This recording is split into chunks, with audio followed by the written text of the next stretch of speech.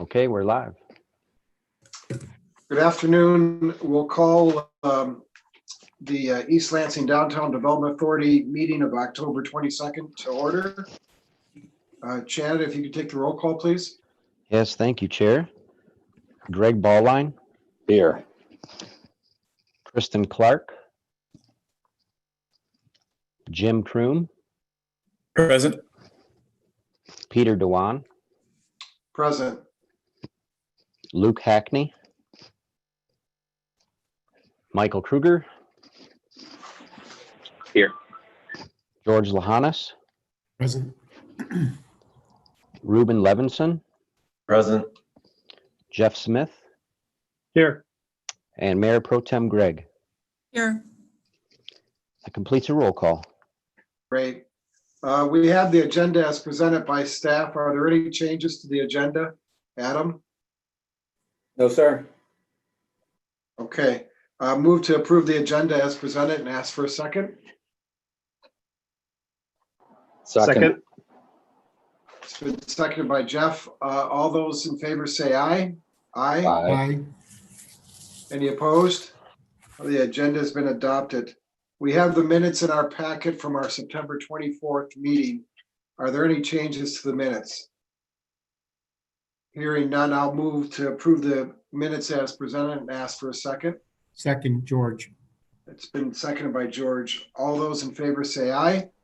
Aye. Aye. Any opposed? The minutes have been adopted. I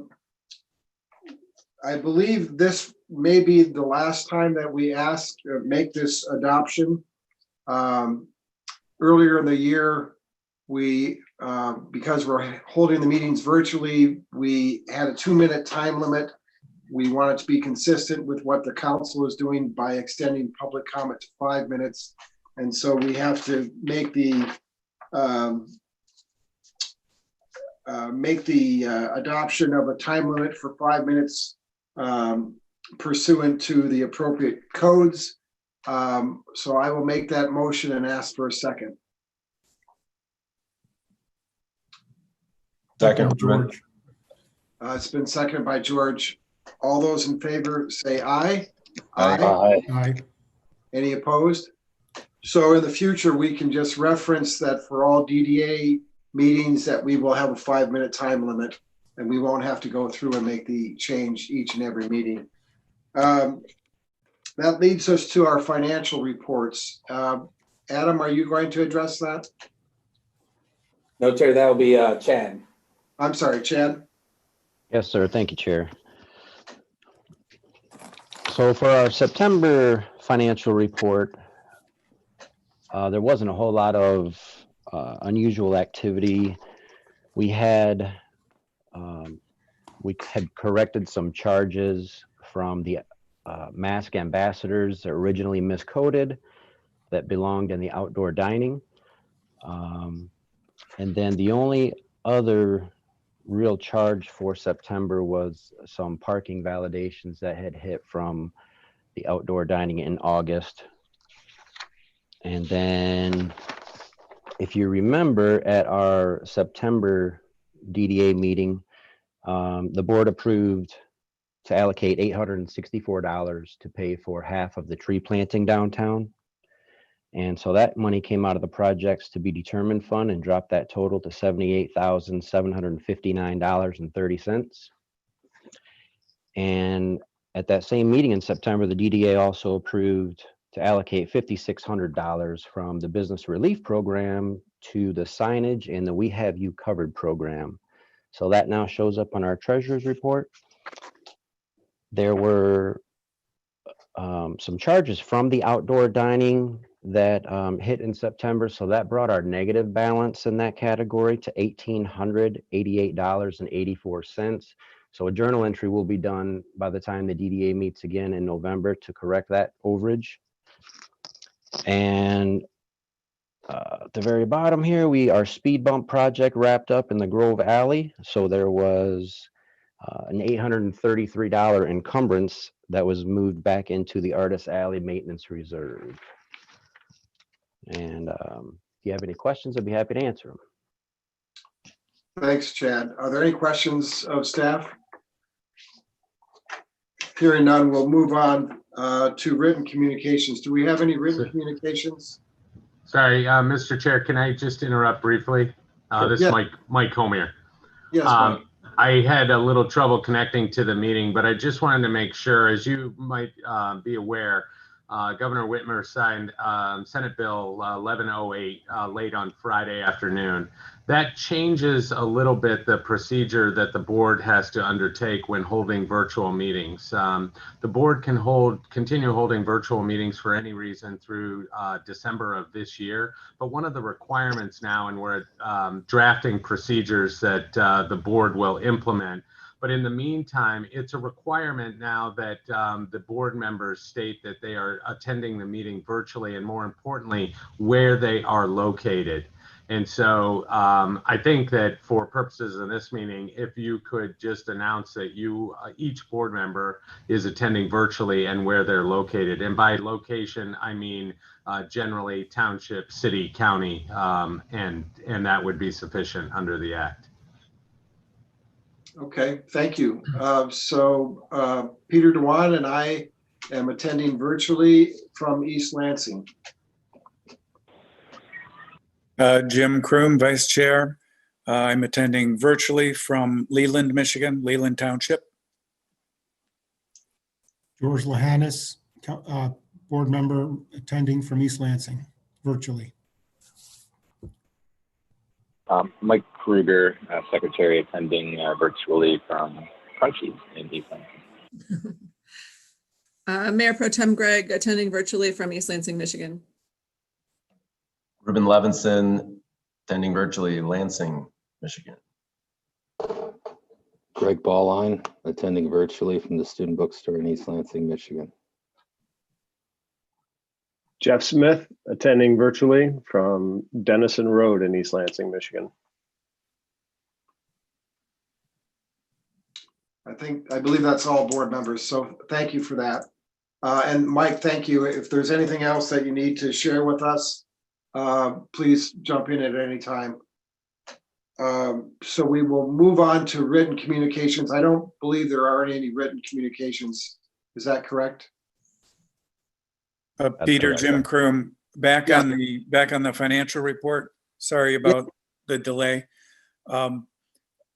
I wanted just to restate again, I think I said it at the executive committee meeting. I know I did. If we, during this financial report segment, treasurer's report, could have a monthly routine update on the bond status, number of years left on the bond, principal and interest payments, whether we're doing interest only at this point, and that sort of thing. Just the main details on that to keep it top of mind for the board members. I would appreciate it. Thank you, Jim. If you could take care of that for our next meeting, that would be certainly appreciated. So I didn't hear, I don't believe we have any written communications, so we will move on to the public comment section of our meeting. Is there anyone wishing to address the DDA? Chad? You're muted, Chad. Yes, sir. Currently, we have 4 attendees. Our first caller is caller with the last 3 digits of 963. So caller 963, you'll be unmuted and given 5 minutes to speak. And if you do not wish to speak, please just say pass. You've been unmuted. Thank you. Hi, this is Alice Dreger. I would say that Jim Kroom wins the location contest, but I actually think Mike Kruger wins the location contest. Regarding the Evergreen properties today, the staff memo says that the draft PSA, the purchase and sale agreement, that was provided in July has been initially reviewed by staff, and the previous city attorney staff has provided the draft along with their perspective to the current legal team. And I was wondering what the perspective that staff has provided is. And so I'm hoping that the DDA will ask what advice the staff is giving the current legal team so we can understand the way that that is shaping up. Thanks, that's all. Thank you. Next caller, Chad. Chad, you're on mute. Sorry. Our next caller is John McGraw. John, you'll be unmuted and given 5 minutes to speak. And if you do not wish to speak at this time, please say pass. You've been unmuted, John. Hey, everyone. I'm here and open for questions once the Citadel comes up. So I don't have anything to say right now, so I'll pass. Thank you. Our next caller is Kevin McGraw. Kevin, you'll be given 5 minutes to speak, and if you do not wish to speak, please say pass. You've been unmuted. Thank you. Passing to my much smarter and more better looking son. So I'm good. Thank you. Our next caller is Paul Vlahakis. Paul, you'll be unmuted and given 5 minutes to speak, and if you do not wish to speak at this time, please say pass. You've been unmuted, Paul. I'll pass. Thank you, and that completes the callers. Thank you. Are there any communications from staff before we get into our business agenda? Hearing none, we'll move on to item 6.1, Ordinance 1492. And I believe, is this Mr. Haywood or I'm not, yes. I see Correct, you. that would be Mr. Haywood, Chair. Yep, I can handle that. Thank you. Good afternoon, everyone. So this is Ordinance 1492, which proposes to make some minor changes to the zoning ordinance. I guess most of them minor, a few of them are a little more significant, which I'll touch on in a moment. But the purpose of these edits really are to satisfy the requirement of our charter that every 10 years we have to look at our ordinances and make recommendations for any changes, updates, consistency with current law and that kind of thing. So this was our effort to do that for our zoning ordinance. We really wanted to narrow our focus to make sure that what we were looking at making changes on were easily digestible and could be done by the end of the year. So that's kind of why we selected the seemingly random issues that are in them. So I won't go over all of them. Many of them are fairly minor in nature and really don't have much of an impact or probable interest to the DDA. But there are a couple that I do want to go over. The first is section 50-94, which is our standards of review for uses that require a special use permit. And in this instance, it's regarding establishments that sell packaged alcohol. So our typical requirement is that any establishment that sells alcohol, whether it's consumed on site or as packaged retail, would have to have a special use permit and have to meet certain standards. Restaurants or on-site consumption have a much different approach in how we deal with that in the special use permit, but retail sales is fairly straightforward. And so there's been, well, let me back up and explain how the state handles this and how we got here. So the state of Michigan used to, when an applicant would apply for this type of license, specially designated merchant or distributor would apply to the state, and the state would inform the local and provide an opportunity for the city like East Lansing to provide comment on that license. Well, they've changed that process where they no longer provide or ask for input from local jurisdictions and typically just issue the license without our knowing. And so we end up in the situation where we have establishments that or retail businesses that get the license, start selling, and don't understand that a special use permit is required. So they're caught in this enforcement issue. And so what we're proposing here as a change to the ordinance would remove the requirement for a special use permit for businesses that less than 25% of their sales floor is devoted to the sale of retail alcoholic beverages. So, and the reason that we recommend that is we found that there's very little issue with retail stores, like the CVS's, the Targets, and the Walgreens of the world that have a small percentage of their floor area devoted to these type of sales.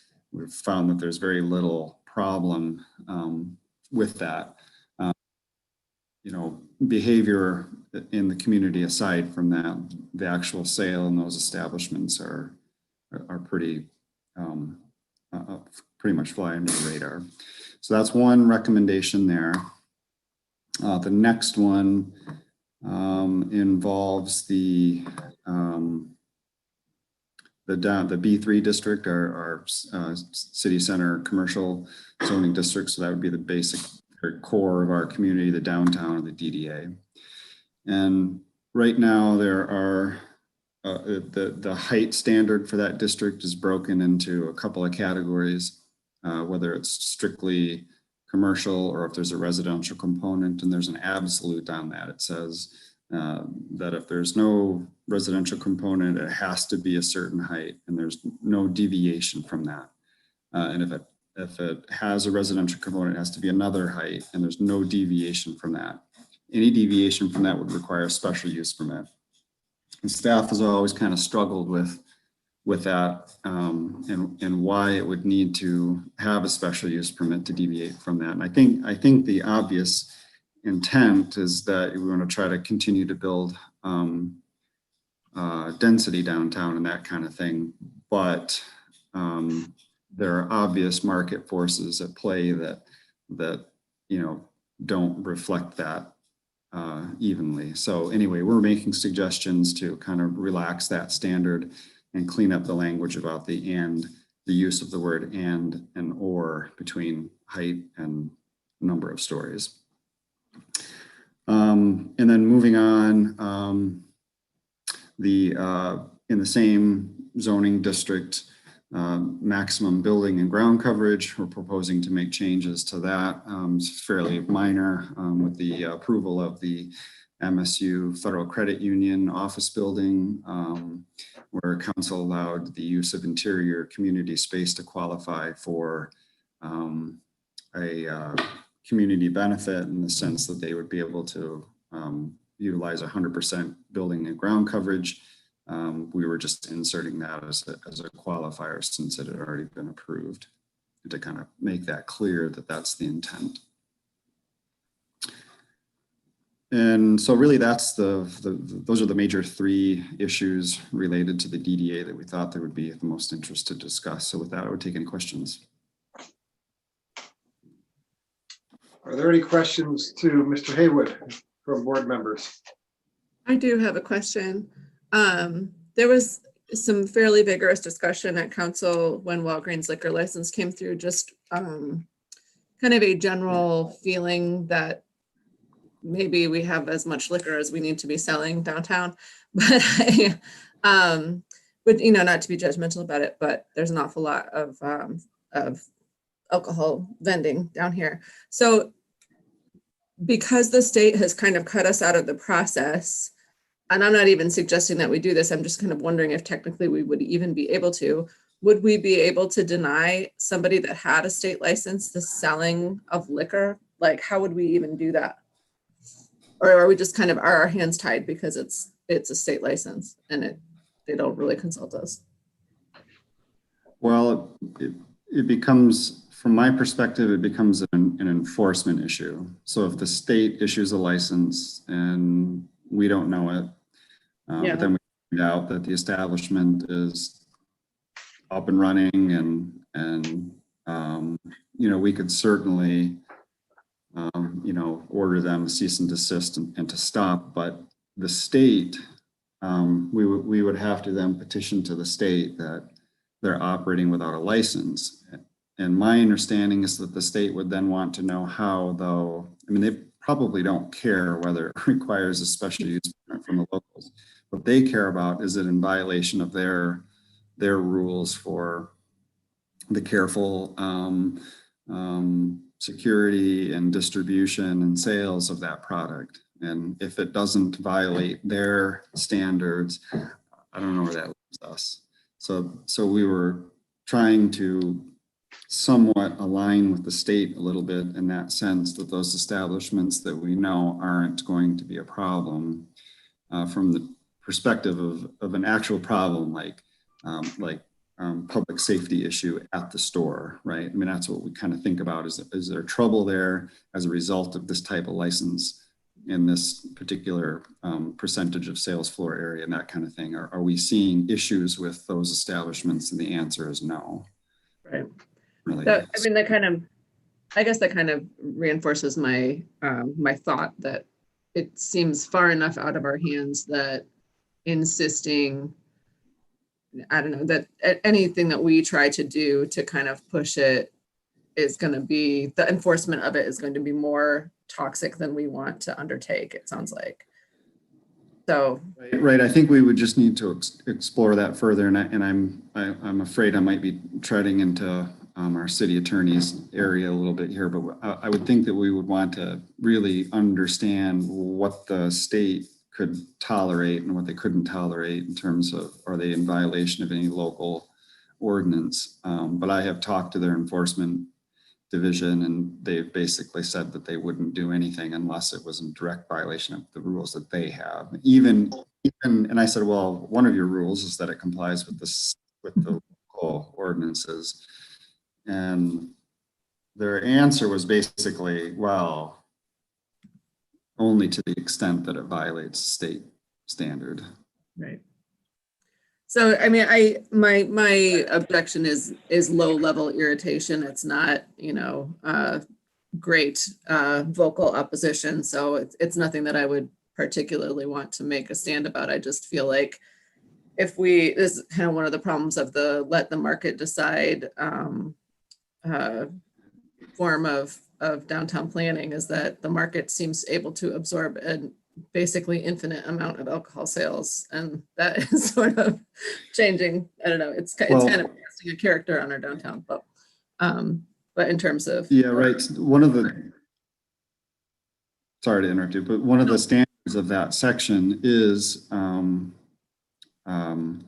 what do we call it? The undue concentration of establishments, and I suppose we could get to the point where we say enough is enough, but and again, I don't mean to tread into the city attorney's territory, but I would think that we would want to be very careful about making a direct link to behavior and this type of establishment and sale.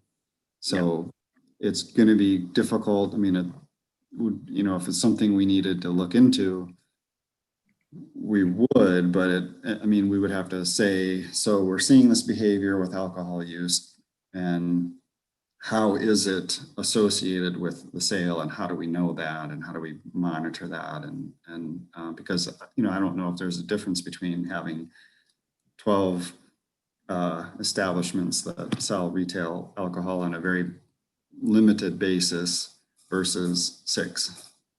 right. Yeah, I don't know either. Buying it, we don't know where they're getting it from. So we would have. Generally, I'm in favor of removing reasonable barriers to businesses that are operating responsibly. I just wish that alcohol wasn't so lucrative, I guess, and that we could fit some types of things in. So, but thanks. That kind of clarifies my thinking. Appreciate that. Thank you, Mayor Pro Tem. I believe Mr. Kruger has a comment. Michael? Well, I'm just curious if this, thank you, Chair. I'm just curious if this weakens the position of the city with regards to FCPs for all liquor license establishments, and whether or not they can actually be enforced by the city, or, alcohol is alcohol regardless of how much is sitting on the floor or whether it's being served from a bar. I think you could make an argument that, a bar setting is different than retail, but as we all know, the majority of issues are typically at house parties, within the city anyway. So, I don't know, does that weaken the position of the city by allowing this to sort of change. Not that I'm against it by any means. It just seems that, you know, they both kind of go hand in hand. I don't know the answer to that, and I don't know if our city attorney would want to comment on that or not, but I don't know if I wouldn't think so, because it kind of carves out an exception, but I don't, you know, I'm not sure I have an answer for that. I don't think so. That's my gut reaction. I guess the point being is, real quick, the point being is that, I mean, our special use permits obsolete when it comes to this situation, or, you know, when it comes to restaurants and bars. I mean, I'm pretty sure we're one of the few cities that actually requires them. And so, I don't know, I'm just curious.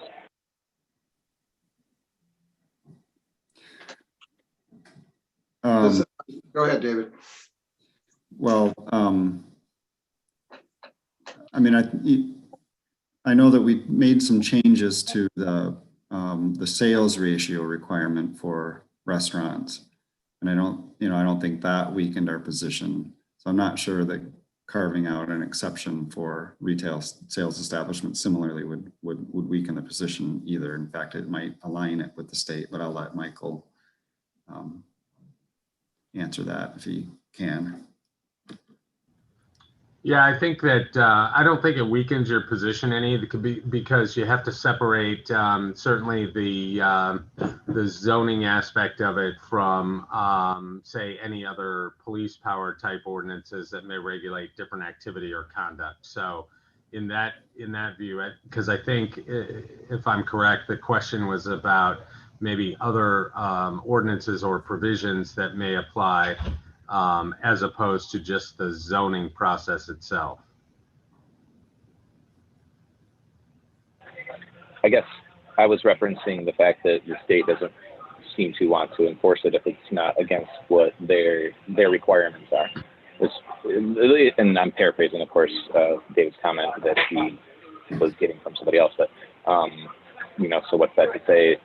How does that keep another restaurant that maybe doesn't have liquor right now from getting a liquor license and then operating without an actual special use permit for the city? If they are able to acquire the liquor license from the state, then what do they need the SCP for? If we're not requiring it for everybody. And again, I'm 100% on board with these changes. I'm just thinking what this could lead to down the line. Yeah, so the requirement of a special use permit would still be a violation of the zoning code, notwithstanding whatever enforcement action LCC took. LCC is notorious for non-enforcement of local rules. It's not the first time we've run into this. There are certain steps that certainly the city could take, like for instance, recommending non-renewal of a license when it comes up, but that's still solely within the jurisdiction of the LCC. That doesn't mean that you could not prosecute a zoning violation based on say, a lack of a special use permit. Yeah, my understanding too is that for like Class C type licenses for restaurants or on-site consumption, that the city still has the ability to provide input, that we would get notice of that one. So and they might take that one. I think the state takes those a little more seriously than they do the SDM licenses. Yeah, and you would, the city council would have to approve a resolution recommending that. So LCC likely would not issue it before that occurred. Jim Croom. Thank you, Mr. Chair. I just noted and want to bring to the attention of the group, since parking is a relevant issue in the various developments that we consider, it looks as though we added a provision or there's a proposed addition that says parking requirements established by the code can be modified pursuant to an approved special use permit where the applicant is able to show reduced parking needs for the intended use of the building. So there's that section being added. And then I noted there was one minor change to the section that says if there are so many beds, here's how many parking spaces you need and so on. That was really a minor change. So I'm just curious about the thought process. Are we just codifying what is the general practice that we have observed over the course of time, and that for any individual development, there may be overriding reasons and logic to vary or alter these requirements, like with the hotel where we had no parking requirement? And was there any thought given to adjusting the ratios, or do we think that just codifying this practice of going case by case is the direction we're going in? Just curious about the thought process. David, you're muted. Thank you. So yeah, I mean, I think what we are experiencing is that every development proposal is unique, particularly when it comes to parking. And I don't think there's any question that our parking ratios and our parking standards are based on, fairly, I don't want to say outdated or old, but they don't fit every situation. And it's pretty obvious when we try to apply them from situation to situation. And, one type of commercial development compared to another can be vastly different in the type of customers that they serve. So one could be, even though it's a fairly retail establishment, it might cater to online sales or people walking in, or other types of users than vehicles. There was a time when our parking standards were based on the fairly clear thought that everyone's driving to these establishments. But East Lansing is fairly unique in the sense that we have a lot of people on foot. So these don't fit every situation, and our trends are changing. Obviously, as we see with our pandemic, we're seeing, people are either not walking into establishments at all, or driving. They're doing everything, they're buying everything through the mail, that kind of thing. So anyway, the bottom line is that we struggle every time, the Planning Commission staff trying to fit our parking regulations to a development, and it isn't just a couple; it's almost every one of them. So we wanted to have some pressure release valve that said, if they can really logically demonstrate that they don't need what our code requires and that they can survive without it, that we should deviate from that. Now, zoning generally doesn't allow that kind of flexibility because it becomes an arbitrary thing. So through a special use permit, it now becomes subject to standards that can kind of put a value on it and make that more acceptable in that sense. So with a special use permit, a broad deviation is allowable. Without a special use permit, it would be somewhat arbitrary. So I hope that answers your question. It does. Thank you. Thank you. Any additional comments or questions of staff? Yes, Peter, Greg Ballline. Yeah, Greg. I have a question for David concerning K5 that was removed from the document. It says the modification would not decrease by more than 5% any of the principal building setbacks from the perimeter of the property. What ramifications does this have for property owners? Does this allow for zero lot line development throughout here or not? No. So all of the normal standards for development would still apply. What this section is it gives the zoning administrator, which we already have, the ability to approve modifications to a site plan administratively. So it wouldn't go to the planning commission or city council in some instances. So it would allow staff for zero lot line approval? No. Let me finish. So the normal required setbacks would still apply. I would not be able to grant a variance to the required setbacks. All this will allow is, because right now the standard is 5%. The setback the building, regardless of what setback is required, it's saying that it can't change by more than 5%. So if your building, let's say your building is 100 feet from the lot line, if it was a building addition that changed the setback by 6 feet, I couldn't allow it. So there would be no instance where a building, really virtually no instance where a building addition or any modification to the building that changed the setback could be allowed administratively. And to me, that seems, it may be by design. Someone at some point said that it's unacceptable to have any kind of building addition without going fully through the process.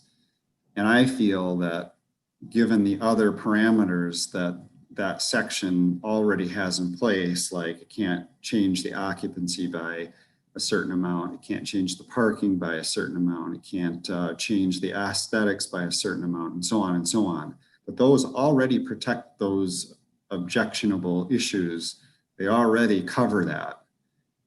But to say that now no building addition of any kind can happen without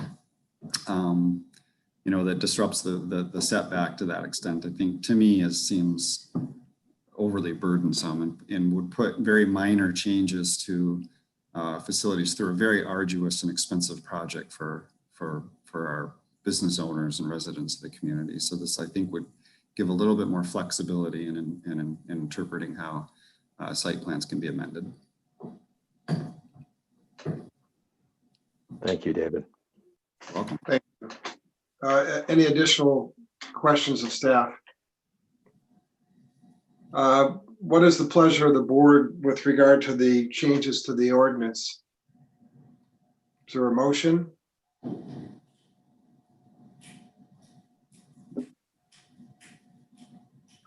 I'll offer a motion to recommend to the council approval of the changes made to ordinance 1492. And ask for a second. I'll second. It's been seconded by Michael. Any additional discussion? If we could take a roll call vote. Sure. Thank you, Chair. Thanks. Greg Ballline, Yes. Jim Kroom, Yes. Peter Dewan, Yes. Michael Kruger, Yes. George Lahanas, Yes. Ruben Levinson, Yes. Jeff Smith, Yes. Mayor Pro Tem Greg. Yes. Passes unanimously. Thank you. Let's move on to item 6.2, the business, and thank you, Mr. Haywood. Let's move on to item 6.2, the business support program funding request, and I believe Adam is going to discuss this item. Chair, good afternoon, everybody. So I just wanted to, obviously there's a proposal for the business support funding initiatives, the programs in response to COVID-19. Before we start discussing that project proposal though, I just wanted to highlight some key points about that proposal. We anticipate outdoor activities. They're going to be in high demand in 2021. We also anticipate those outdoor activities necessary for many businesses to attract customers. I also want to point out what we're proposing here is not just a one-time kind of thing. It's a long-term investment in response to COVID. Although we're proposing to purchase the equipment and supplies now so that we can prepare for the winter months. We're designing programming to allow interested businesses with an opportunity to use the majority of those materials, those supplies, the equipment for outdoor seating expansions going into the spring and summer of 21. So we're trying to better prepare for expanding outdoors in 21. A lot of this is going to continue to be trial and error. Nothing's guaranteed that we're going to see the desired outcomes. But we've done a lot of research, a lot of work, and we strongly believe the strategy will make best use of our limited resources and provide us with the tools we need to succeed. So, since COVID, we've implemented many diverse programs to assist our downtown, to assist our businesses and our community members to stay safe, to stay open. It's been a multifaceted approach through direct financial support and then indirect assistance to keep people safe, to keep people, not only keep them safe, make them feel safe when they're coming downtown, to hopefully, increase that economic activity that we're missing since COVID hit. So we know that, our foot traffic and overall economic activity is down significantly, right? And now we're heading into winter, which is typically associated with a decline in foot traffic and economic activity. This winter is likely going to be worse. So we want to create an environment that allows people to visit downtown and safely enjoy it. We want to take public spaces and turn them into public places that are interesting, that people can make a personal connection to, so that they will decide to gather in socially distant ways. Our theory is that if we create attractive places that provide people with a sense of place, more people will come downtown, providing more customers for our businesses, more visibility for our businesses. A lot of things have moved online. We've made a big shift online. And so that's reduced the visibility for our businesses, it's reduced that foot traffic, and we're trying to bring that back. And we're trying to do that through this approach. We realize this is a bold plan. And at times, it's going to continue to be an experiment. But, with some data from the open air dining pilot, that indicated that if we create a place for people to gather, and to gather safely outdoors, they're going to come down more frequently, and businesses will benefit from that. We're applying some of the lessons we learned from that open air dining pilot on Albert Avenue. Overall, we believe it's very successful, but we did learn some lessons. Think about the ambiance, the orange construction signs, the orange barricades. Those obviously aren't attractive and led a lot of people to believe when they came across them, they were entering a construction zone. So we need to beautify any future outdoor places, and we need to brand those places.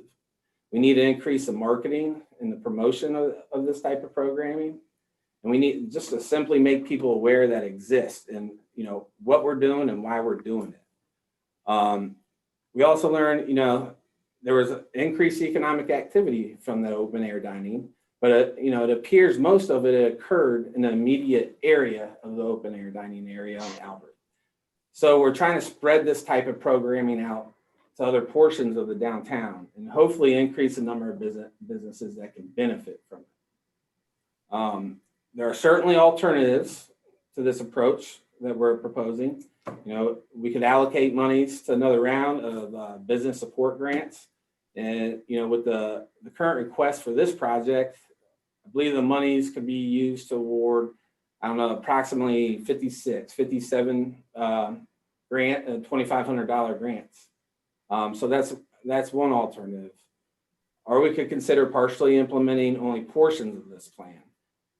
However, we feel it's important that, to activate multiple nodes with quality places throughout the entire downtown. We want to provide enough quality places to draw folks downtown, especially over the winter, in a sustainable way. And when I say sustainable way, during this time, I'm not talking about drawing them in large crowds, large events. Obviously, we're trying to avoid that. But in a steady, sustainable, and stable way, we're trying to draw people downtown. We realize we still have a lot of details to iron out. How are we going to coordinate snow plowing? How the power source? How to select merchants for the proposed pop-up chalets, and how to select applicants that apply to use the outdoor equipment that we would be purchasing now for their own use in the spring and summer. But we're here because we want to get input and feedback from the DDA as, are we heading in the right direction? Are we on the right track? And we'd like to know if the DDA would be willing to fund this effort, and if so, at what amount? Obviously full funding from the DDA would allow us to implement this project immediately, which is important considering the sense of urgency. We have winter approaching and, some other time constraints in there.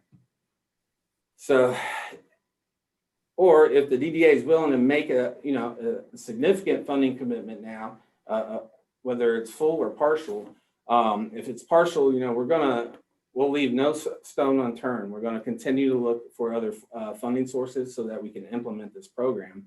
However, again, we have time constraints, and that could further delay if we take that approach. So with some of those key points, would you guys like me to take you through some of the proposed attributes of this project, Chair? Yeah, I think it might be helpful. Well, first of all, I know you've spent a considerable amount of time on this, Adam, and other staff, so you really should be acknowledged for the hard work you put into this.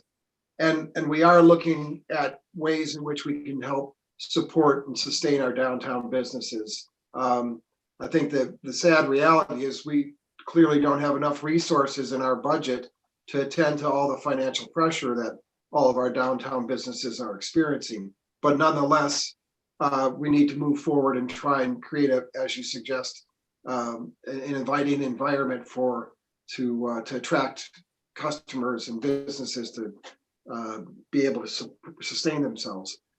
So I think it might make sense just to kind of go through what, conceptually what you're talking about, and then perhaps other board members might have questions. And I think we might have a question. Ruben, did you have your hand raised? Yes.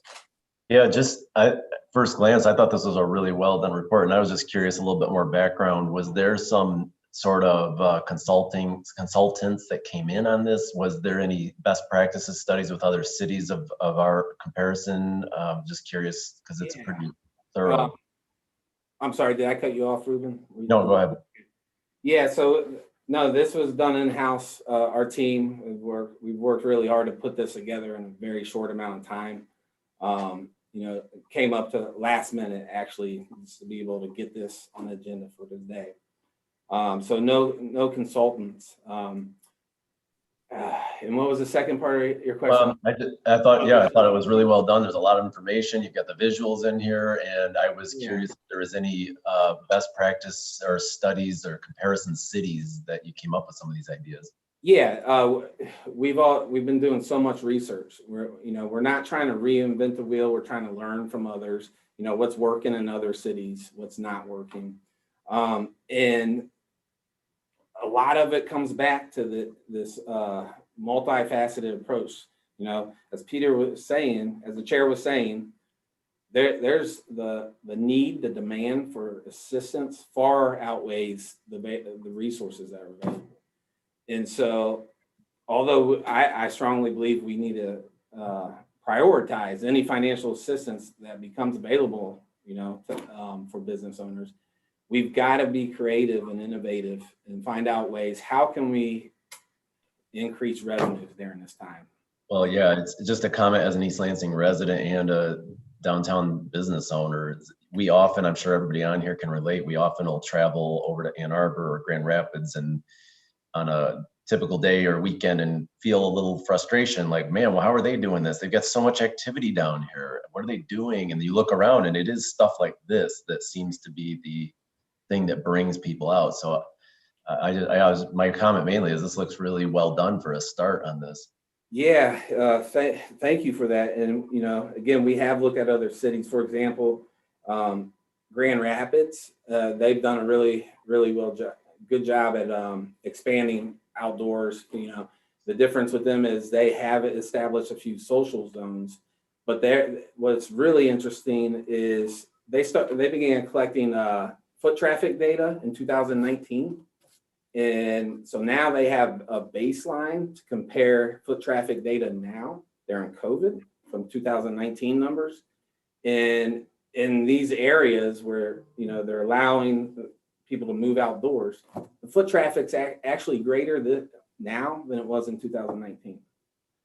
Yeah. So Well, and it Made takes it out there to support. all of us, like we have to be ambassadors ourselves to get our families in the middle of winter when nobody wants to go outside. There's got to be reasons. First of all, there are good businesses down there, and but then I think we all, everybody part of this board and others have got to get our families, get bundled up, go out in the cold and start talking to your friends about it. And I agree. We've got to embrace it. And again, we're trying to create that environment that's conducive for that. So it's very much geared towards, I want to say non-student population, but obviously everyone's welcome. We're just trying to provide an environment that, you know, families can come down and enjoy it safely. So.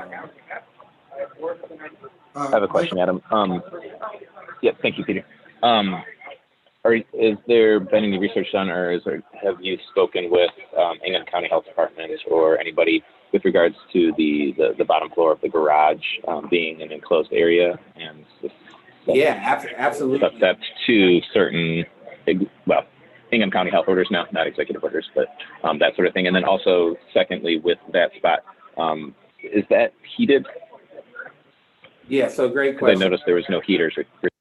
Yeah, so we're going to do our best to see how it goes without putting any electric heaters down there. Although, if I remember correctly, fire may have indicated that would be okay at certain type of heaters, but I'll have to follow up on that.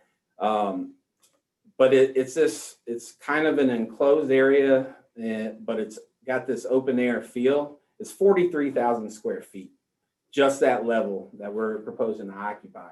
And then you have these grates that are just come up to the sidewalk. It's open air. And then you have this massive ventilation system. I'm getting the specs on it so that we can communicate exactly what it is to people when they ask.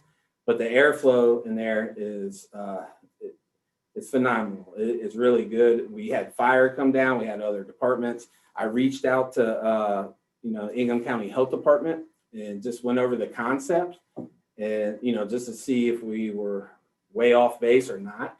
And they, obviously this was a verbal conversation. They didn't give a stamp of approval, but they said, if you're implementing what you're proposing, it sounds like a good opportunity for people to, get out of the house and socialize safely. We have to strictly enforce, wearing masks and the social distancing, and obviously the capacity limits at 20 people per 1,000 square feet. So yeah, we are consulting with everyone we can think of in order to make this successful.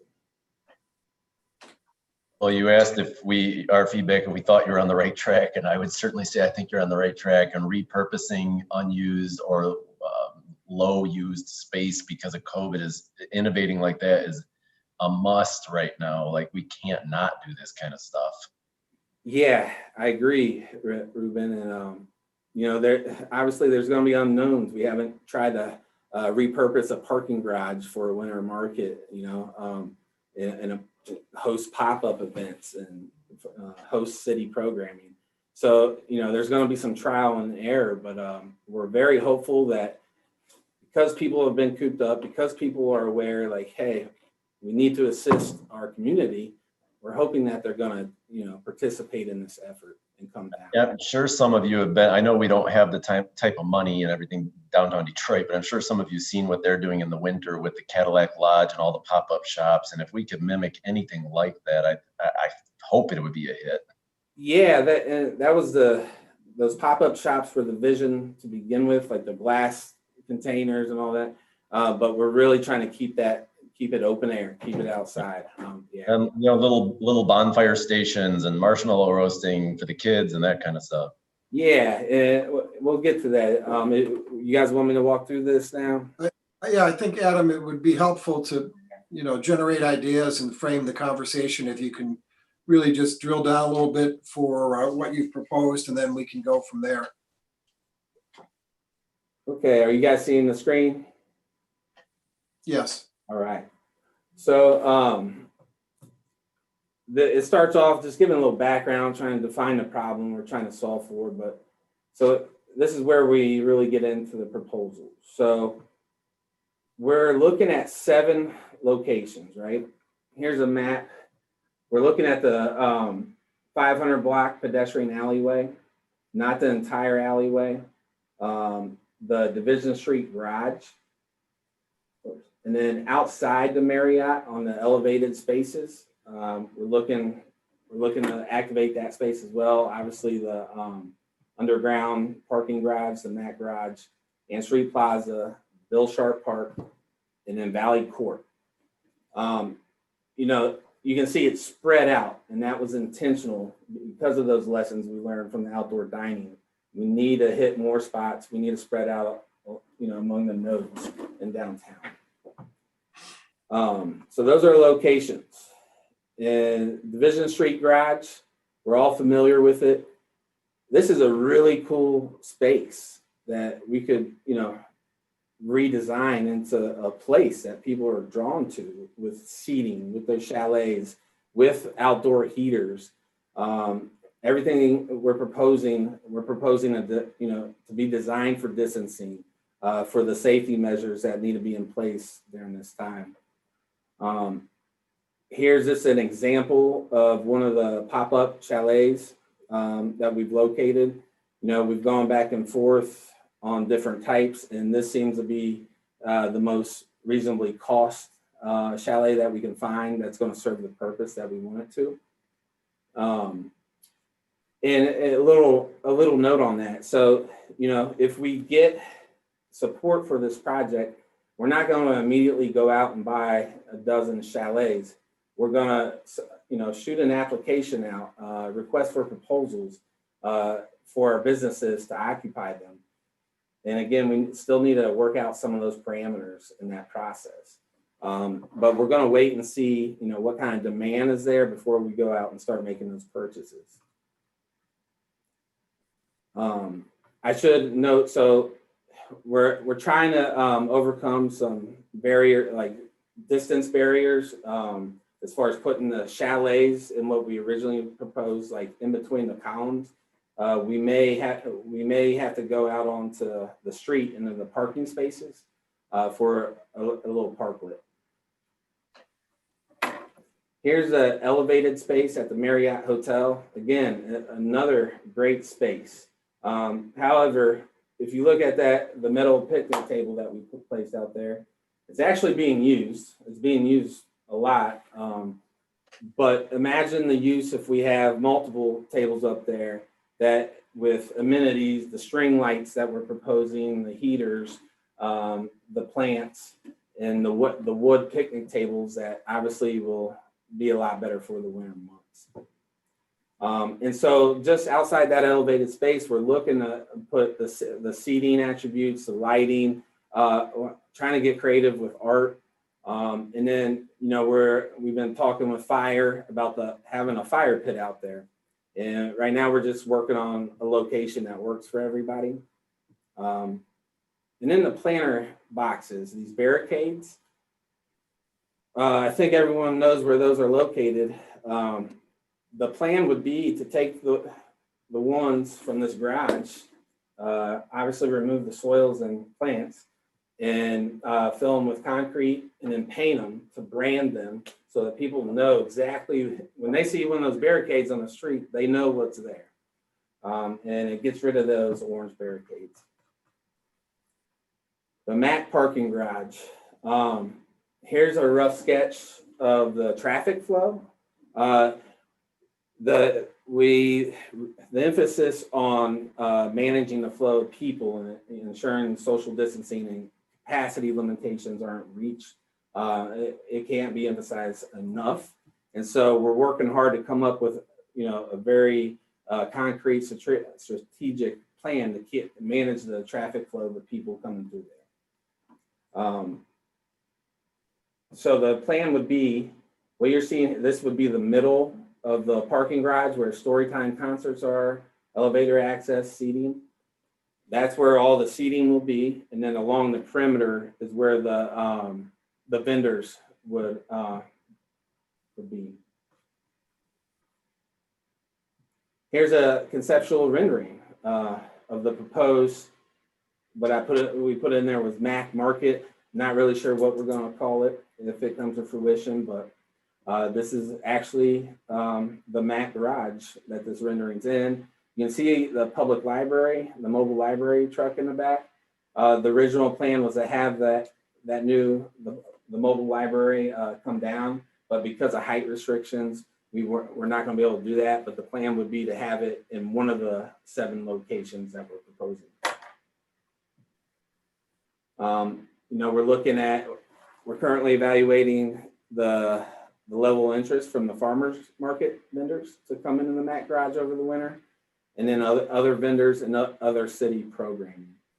That programming may include, the Friday night concert series. So we're not looking to cram 100 people in the garage on a Friday night, but we're evaluating the feasibility of, okay, people would have to pre-register, like they wouldn't purchase a ticket, it would be free of charge, but we would limit the capacity of the people coming down for those special events.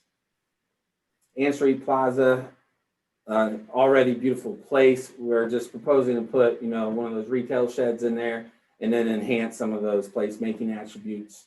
Same with Bill Sharp Park.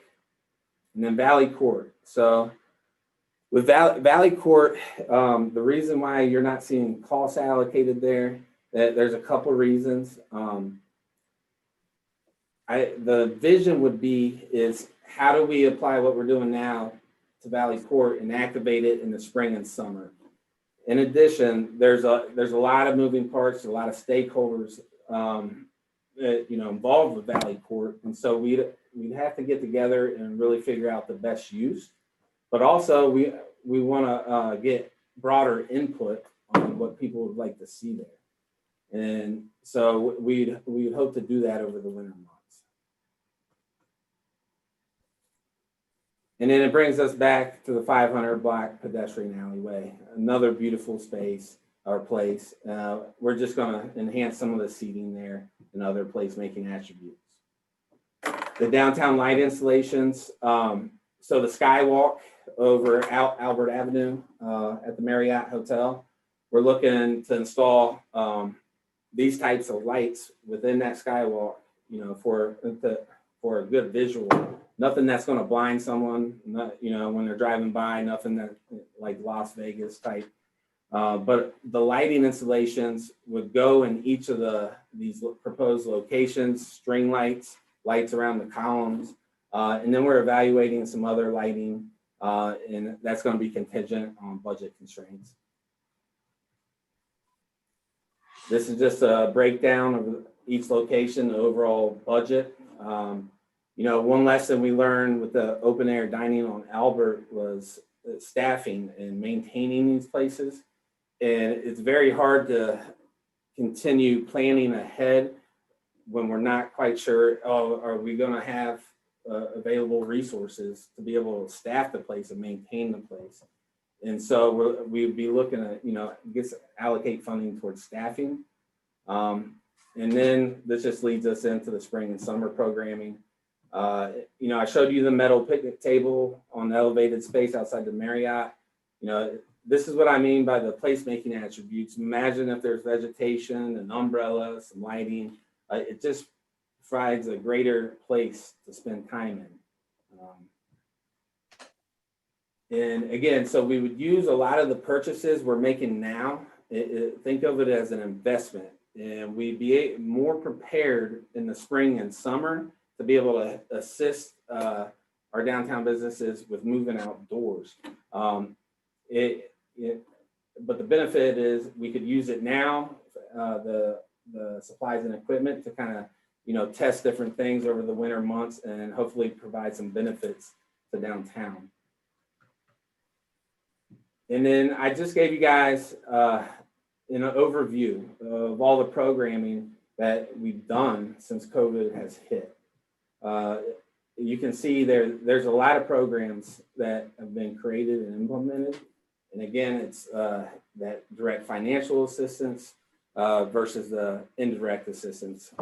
And the indirect, here are some examples: the free parking, the banners, the mask requirement signage. Although people don't directly associate those or I should say, some people don't always associate those with business support.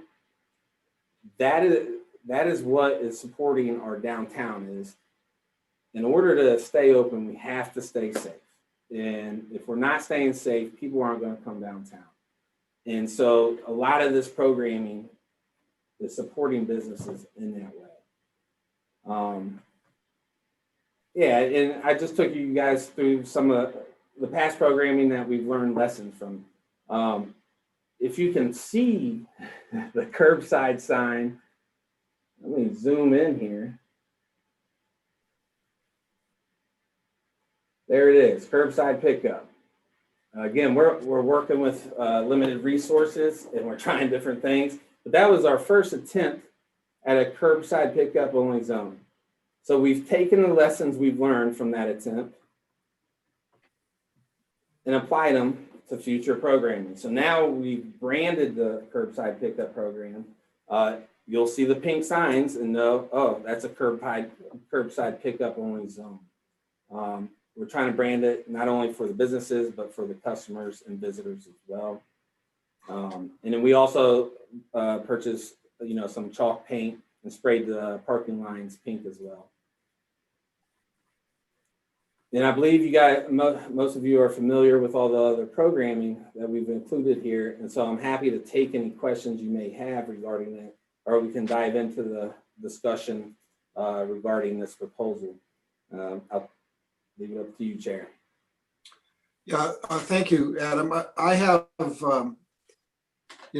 read through the whole proposal. I have a lot of thoughts, ideas. You've clearly put a tremendous amount of time into pulling together something for us to evaluate. It comes down to how do we utilize the scarce resources that we have for the maximum utility as far as helping to support downtown businesses.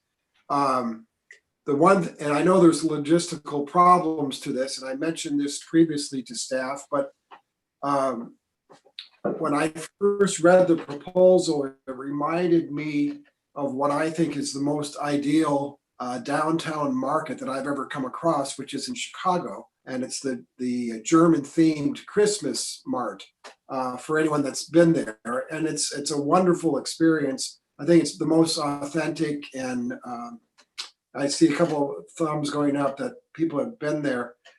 You feel like you're in a little community. It's like you're in Europe and you're walking through, and there's all kinds of different vendors, and there's food and there's music and refreshments and tremendous activity. You could be there in the middle of December and it could be 10 degrees out, and there's a whole host of people in an outdoor environment enjoying this market.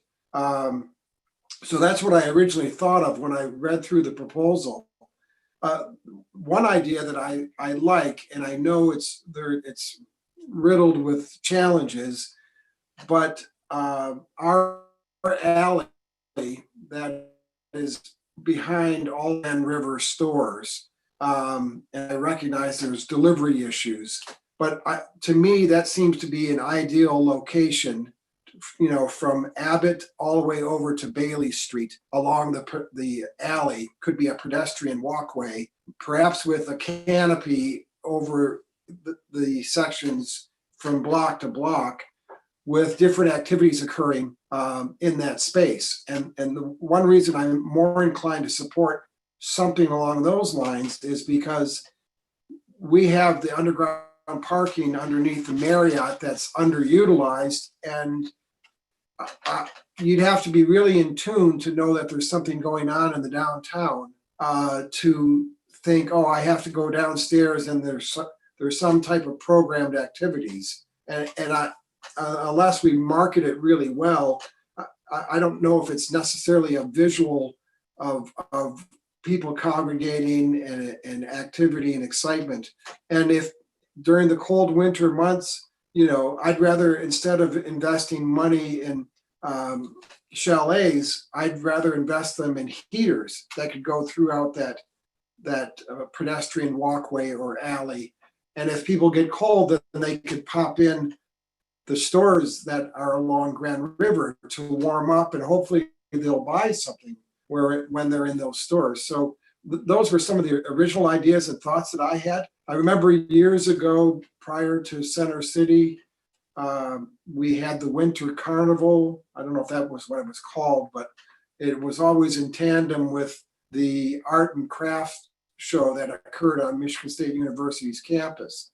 And my family and I, we would go every year to the student union. We'd pick out a Christmas with the kids, and then we'd come over to, the parking lot off of Albert, and there would be food vendors in there, and there would be music, there would be horse, Sanish, and hot chocolate, and it was a nice community event. It was on a Saturday and Sunday, and I agree with you, Adam. We're programming not only for this coming winter, but into the next spring and summer. And if there were a way to utilize the alley as a pedestrian walkable space that was filled with some type of programming, I'd be really excited about that.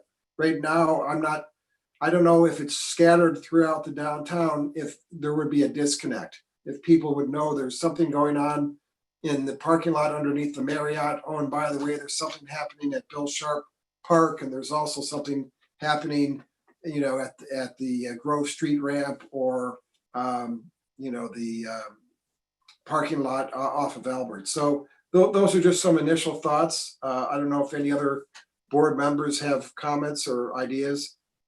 Jim Kroom? Yeah, thank you. Great job, Adam and staff. That's a wonderful presentation. I'm in total agreement with this program. I think one of the questions that you put was, or in my mind, direct assistance versus this sort of program. And I think we've tried the direct assistance. It's helped businesses. Clearly, money handouts will help businesses. But if your term is indirect, I think this helps create the infrastructure around businesses and the excitement that can really help them short-term and long-term. So I like that. I don't have a particular opinion on the spaces. I wouldn't rule any space out, because we need to roll this out with what we have. So obviously it's going to be fund sensitive. We need to consider the downtown businesses. So I was thinking of the German market also, Christmas market, whatever they call it in Chicago. We go every year. In terms of the chalets, those are kind of enclosed. So I would, and I know the vendors themselves bring in the market where you have a trailer and folks just walk up and you can see all the wares there, and it promotes the walking vibe that happens there. So I would rather have sort of those types of trailers or that type of a structure available so people can walk by and circulate. So I'm in favor of throwing as much as we can at this point, and letting staff run with it and come back with ideas and so on and implement it. The only final thought, my favorite thought, is bathrooms. And so don't know what we would do there. I know Cal, I mentioned that it was I think a marketing committee meeting for the DMB that I thought Traverse City had programs where the DDA actually pays merchants to have their facilities available for the general public rather than building city structure. And then I just saw on M Live today that Kalamazoo bought a outdoor loo, it's called. They spent $100,000 on it, so they're going to install one, in the middle of a public space that they elected. So those are my thoughts. Great job. I'm in favor of driving this forward. Thanks, Jim. Mayor Pro Tem? Yeah, I've had the privilege of watching this unfold through various committee meetings, and I just wanted to say hey to Adam and give my continued praise for this effort. I think COVID has created a sense of urgency around activating our outdoor places that we might not have otherwise felt, but I think that this is something that's needed in downtown generally, not even just within the context of this virus, but just creating a sense of place downtown, creating a kind of enthusiasm for exploring the kind of nooks and crannies that we've got. We do have some really interesting places. I hear your point, Chairman Dewan, about the alleys. the deliveries are a constant trial, I guess. You know, we need our businesses to be supplied with the things that they need to sell, or they can't be active businesses, but those trucks are huge and they're all over the place. So I don't know if taking the alley delivery possibility away is the right way to go with this. I like the fact that Adam and his team have been really kind of exploring these little underused places like the Marriott Plaza, places, frankly, that really should be more interesting and more attractive because they're aesthetic, they're cool. That little Marriott Plaza is a very nicely situated little plaza, but for some reason it gets cut off from traffic flow. I'm not as worried, I guess, about the idea that it's spread out over downtown. I actually think if done correctly, that could be a benefit. I frequently walk, the entire length of our downtown to get my sandwich from Campbell's or whatever. And we have a perception of it being geographically remote, but we really do have a fairly compact business district. And if we can get people moving through it, I think that they'll discover those kind of alley frontage shops and side street shops and things that they wouldn't necessarily see if they were navigating it via a vehicle. So, props, Adam. I think you've done a great job. I'm really excited. I love the fact that a lot of this stuff can be repurposed for other seasons and other purposes. I think moving things around and keeping it exciting is part of what makes these spaces interesting. So I like the fact that this isn't permanent. I also love that you've incorporated the feedback about the orange barriers. Much appreciated.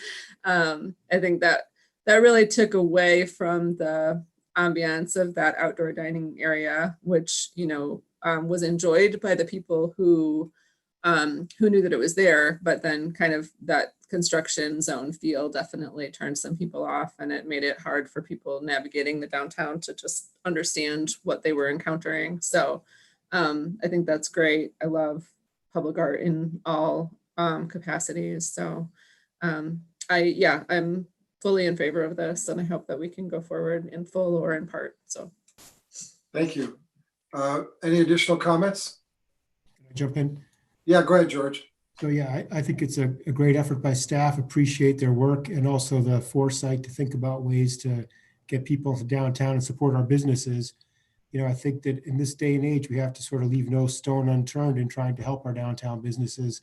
So I support it. I have the same concerns as everybody else. Is it best just to write people checks, or is it better to try to get people down here? And I think the long run is that it's better to get people down here, because I don't think we can give enough money to keep everyone in business. I know we can't keep enough money to keep everyone in business. So getting customers down here has got to be our priority. And I think this does it in a safe, responsible way. And I think it's a reasonable risk for us to take. I mean, we're proceeding from the assumption of trying to support our downtown businesses, and I think it's the right way to go. So I support it and look forward to trying to move it forward. Thank you, George. Peter? Yes, Jeff. Yeah, as we start to look at, and these are the things that create a sense of place around communities, right? When your back's against the wall and you're trying to figure out how do you still maintain that active response as a downtown. Huge kudos to the city and the staff for coming up with a creative way to create that sense of place in a situation like we're in. As we look at continued examples around either the state or beyond, Muskegon has those chalets. If you've ever been there to Western Market, it's very, very similar to what we're describing right now. And those are semi-permanent and have become an incredible destination for people going that way. And it makes it really easy for a retailer to get off the ground and then become maybe a larger presence in the downtown. It almost acts as a stepping stone for that activity. Now, the challenge in all of this, right, is the great balancing act that we're going to have in place. We don't want too many people gathering. I mean, that's the challenge of all of this. So the success in all of this and how we measure success is going to be, there aren't too many people downtown, but there are enough that it's still active.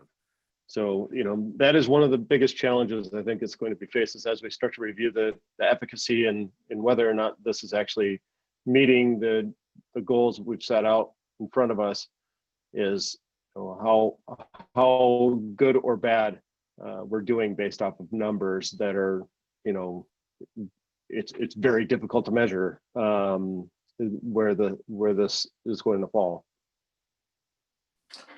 Thank you, Jeff. Yes, Adam. I just want to say thanks for all the comments and compliments. Number one, this was a team effort. You know, we've all come together. Everyone's been doing research. Everyone's been reaching out to their contacts, and not just in our department, but it's been collaboration across basically every department at the city level.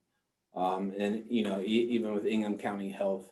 And Peter, I just want to say, like, with the alleyway, I mean, when I first took this job and I was walking down those alleys, I was like, oh my gosh, this is beautiful. This is great. Where are the tables at? Where are the you know, where are the business sheds at? Where is everything? And so I came across the same barriers. Like, we have deliveries every day. We have the garbage trucks, the refuse rooms coming in and out. But I say that because I believe that we could see something like that come to fruition as like a pop-up event in an alleyway. So that's not, you know, an ongoing thing. And it's not going to disrupt those deliveries and the trash pickup. It's just a temporary short thing, and it's a pop-up event to bring attention to the businesses there, to that area, to that place. And that's just what I wanted to add.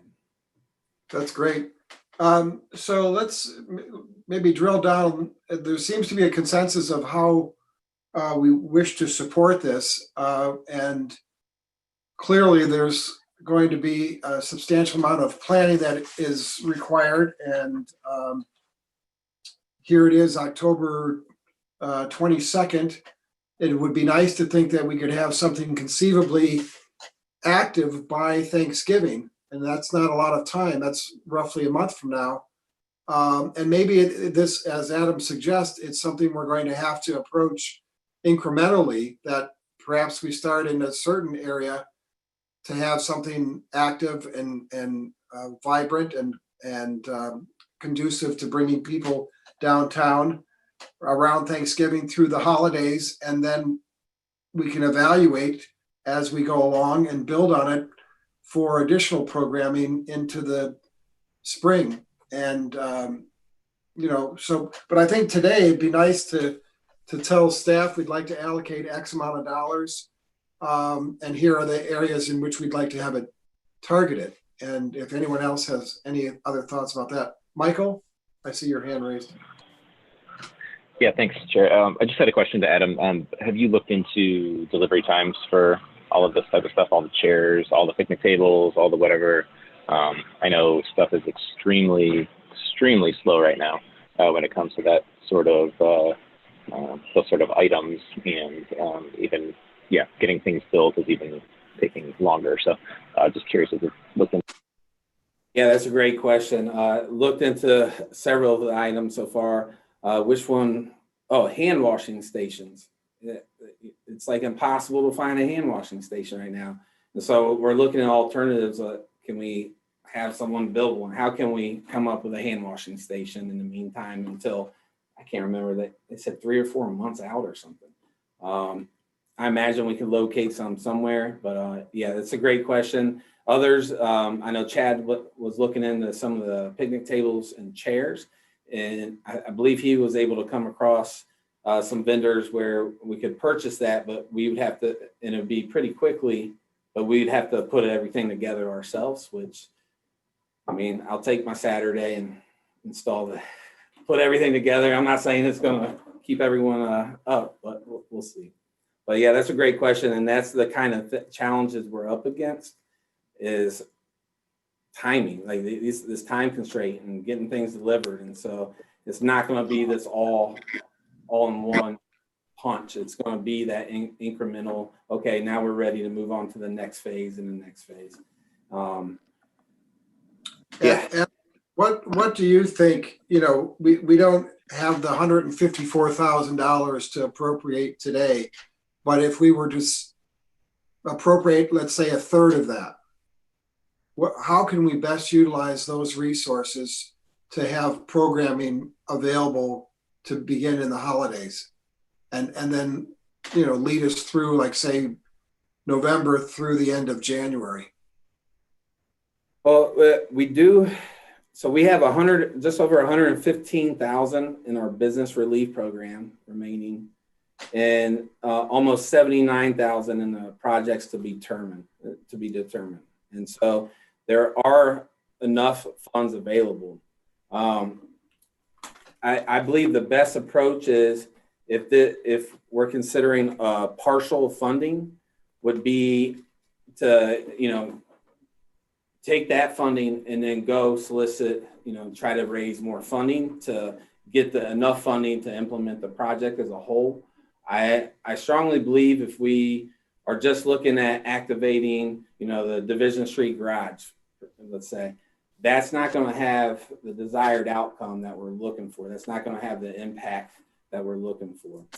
If we do things as a whole, I believe that's going to have the desired outcomes. And so I think if we do a partial funding today, that's going to, we can go out and solicit more funding opportunities. I think it would be very helpful. Yeah. So, but that is all going to require time, right? That's the challenge, is that we're trying to think in terms of how do we employ something that's relevant and going to help sustain businesses, and yet it has to be up and running within a month. So other comments? George, I think, did you have a comment? I mean, should we do a motion for 100,000 and then try to see if the city council will be able to support some as well? And then go back to if there's local businesses or people that want to help sponsor, but try to get to close to the 150,000 and take 100 from DDA, maybe try to get 25 or 30 from council and the city, and then try to get the remainder to get to 150 from, if there's any businesses, I don't know if there's any big businesses that would support that type of activity if we have time for that, but maybe there's a couple of key people we could go to. It always seems we go hit up the same people, you know, for money, but just a thought. Yeah. Go ahead, Michael. Sorry, I just have a comment overall, I guess, about the entire thing, and I'm 100% supportive of doing it, in the sense that I think that you know, Adam and other city staff have put a ton of time into doing this, and I think it's a really great idea. It's just a lot of money, and I'm afraid that, you know, maybe I'm being a little bit more pessimistic about it and what the actual outcome is going to be. Only because I know that it takes a lot of time and money for businesses to be able to participate in something like this when we're already stretched pretty thin. I'm not saying there wouldn't be vendors, retail specifically, you know, people that want to do it. I'm just concerned that we're also fighting this whole battle of keeping students from gathering, but yet wanting crowds to come downtown to, you know, patronize these types of areas. And also, you know, the whole dichotomy of students versus residents, you know, with all the kids gathering downtown as it is, and what that's already sort of keeping residents out of wanting to come downtown. But now we're going to be trying to get them to come downtown, but somehow want to, I'm not saying we want to keep the students out because we want them to participate as well, but I mean, there's going to be that sort of concern, you know, from the residents, that there's just going to be more students down here, and so am I going to be safe? I don't know. I'm just struggling with it in my mind, but overall, I think it's it's a big swing, and I think it's a great idea. I just have concerns. That's all.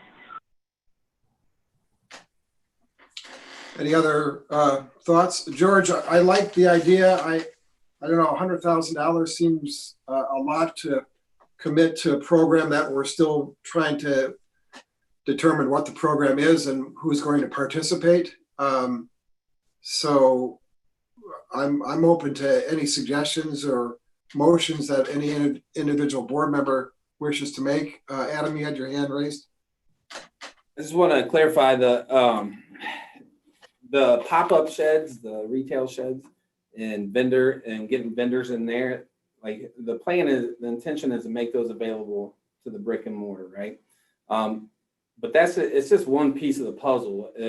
I think the overall impact is really coming from the sense of place. Those pop-up sheds are going to provide that, and they'll provide economic activity and opportunities.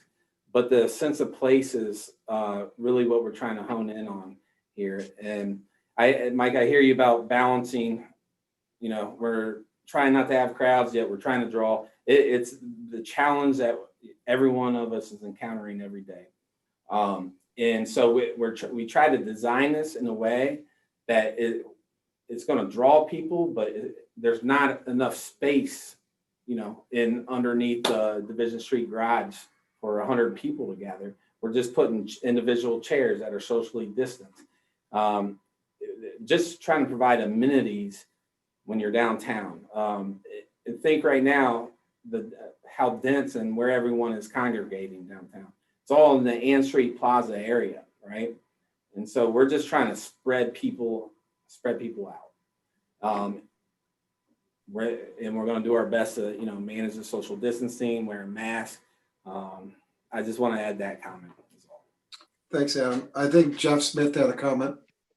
Yeah, just very quickly. You know, at the front end of this, Adam, you had mentioned that there was kind of a rush to get things put together to meet the kind of demands or deadline for this meeting, this DDA meeting.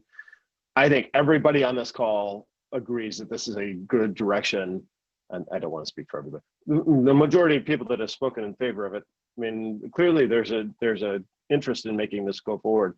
If there's a way to give ourselves enough time and yourself enough time and staff enough time to kind of go back and identify high priority and timing, and maybe there's some, you know, additional cost effective measures to take, that gives a little bit of a window of time to breathe and see if there's a better approach to it, or refine this and identify maybe a cost structure based on priority and timing. I don't think anybody's in opposition that has spoken up so far. I think it's just a matter of, you know, being presented something, and then at the same time being presented something, being asked to commit a very large sum of money. I think it's just a matter of timing. And maybe it is too ambitious to think that it's something that we could have in place by Thanksgiving. The challenge is, if we don't do it now, when will we do it?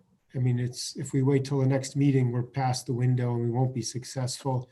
You know, I share Michael Kruger's concerns that we don't know if this is going to work. I mean, I said that originally, everyone has that concern, but I think, you know, is it a reasonable effort to try, considering the economic plight of all of our businesses? You know, is it a reasonable thing to commit a significant amount of resources?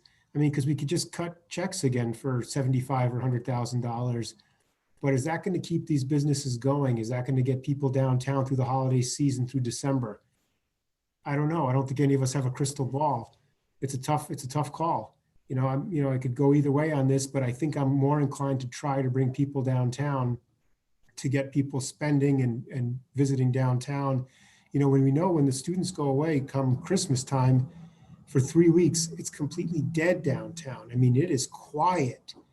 And that time, if we have things up and running and people are coming downtown, that could be a big help. So, you know, I'm willing to push the money and say, try to make something happen. And even if Peter was uncomfortable with 100,000, if it's 75,000, and then we try to get a portion from council and the city to get to 100, and then come back again for more. But I'm willing to try now, because I think if we wait, the window of opportunity is closing on us. That's all. And I agree with that. And I forgot to mention that, you know, in planning all this, that we're up to about 12 vendors that would like to do a pop-up farmers market in the Mac Garage on November 22nd. And we just started soliciting vendors. So we're already up to, I believe, a dozen. And that process is just started. And so I just want to bring up that another time constraint that we're under. Thank you, Adam. I think Mayor Pro Tem Greg had a comment. Yeah, I just wanted to comment on the by Thanksgiving comment. I think it actually probably in feeding our hopeful outcome of slow and steady traffic, that probably a slow and steady rollout is the right way to do that, and to kind of okay things now, get things ordered, start installing them, and then kind of resist the urge to tie it in with any sort of major celebration. I think I think I've been on several different calls with Mike Kruger as well. And I think, you know, we are conflicted right now as businesses. We want our customers to come in, but we also don't want to manage the crowd. And so anything that kind of creates this sense of urgency for people to gather, kind of, it adds to that stress, right? So having kind of a continuing rollout where people are maybe not knowing what they're gonna see that's new when they come downtown, but they just come down to explore, and not really doing a launch per se, or tying it in with like a Christkindl market or a, you know, Thanksgiving, just because we don't want to create that sense of celebration, which seems like the absolutely most ridiculous thing I've ever said as a business owner. You know, like we don't want people to celebrate. We don't want people to gather. Obviously we do, but we can't in this circumstance. And so, you know, maybe that's something that this evolves into next year. Maybe, you know, this becomes a big Black Friday event, or it becomes a Christkindl type market, but not this year. This year is kind of a steady alternative to traditional shopping, maybe. Yeah, and that's how we were trying to design it, is for that slow, steady traffic flow, not to have these big events. When I say events, we're talking about, how do we get 20 or 30 people into 43,000 square feet, right? Because this is all, you know, this all was triggered to protect public health. And in the process of doing that, we don't want to compromise public health. So that is always going to be our priority, is public health. Thank you, Adam. I think Michael Kruger had a comment. Yeah, I just wanted to piggyback on what George said. I agree that I think that it's more important to put the, you know, I'm not necessarily in favor of direct checks to businesses. I'd rather invest that money in bringing people downtown. And I think that if we're going to take a swing at something, you know, I think the Marriott garage concept is that's my favorite part so far, by far. You know, the idea of having the farmers market down there, et cetera. But I also, you know, I agree with Jesse in the sense that, you know, we're all nervous but excited to do these types of things, you know, and you know, we just don't want to overdraw right out the gate, and or make it even look like we're trying to overdraw right out the gate, right? And so a slow rollout seems to be more important in my mind, and to just kind of get people acclimated with it, and then, you know, hopefully once, you know, somewhere down the line things kind of clear up a little bit, then, you know, we can do large events, or we can, you know, make a big deal out of something like this and really try to pack the place. But right now it just seems like too soon to do that. Does it make sense, given our scarce resources and the element of all the preparation and the timing, to designate, you know, as we've suggested, this is an incremental process that over time hopefully will have success and we can build upon? But maybe let's start initially with Ann Street Plaza, the Marriott Plaza, and the Marriott Garage. Does that make sense? Because that way we could direct people that there's programming activity downstairs in the garage as well, and they would know that from circulating along the plazas in either the Marriott or the Ann Street Plaza. And that's just an idea. I don't know. Any thoughts on that? Jesse, you're muted. I feel like I'm dominating the conversation. Story. This is my typical habit. I am a little reluctant to do a rollout that cuts off the east side of downtown. I feel like that side of downtown feels neglected frequently. And we do have some long established, you know, team player type businesses down there that really have done good service to placemaking in East Lansing. Adam, would you mind popping up the slide that has the price breakdown?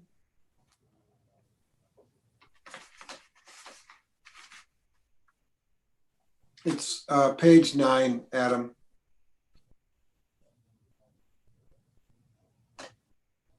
I guess what I was thinking is there wasn't a huge amount of cost associated with the Marriott garage, unless I misread it.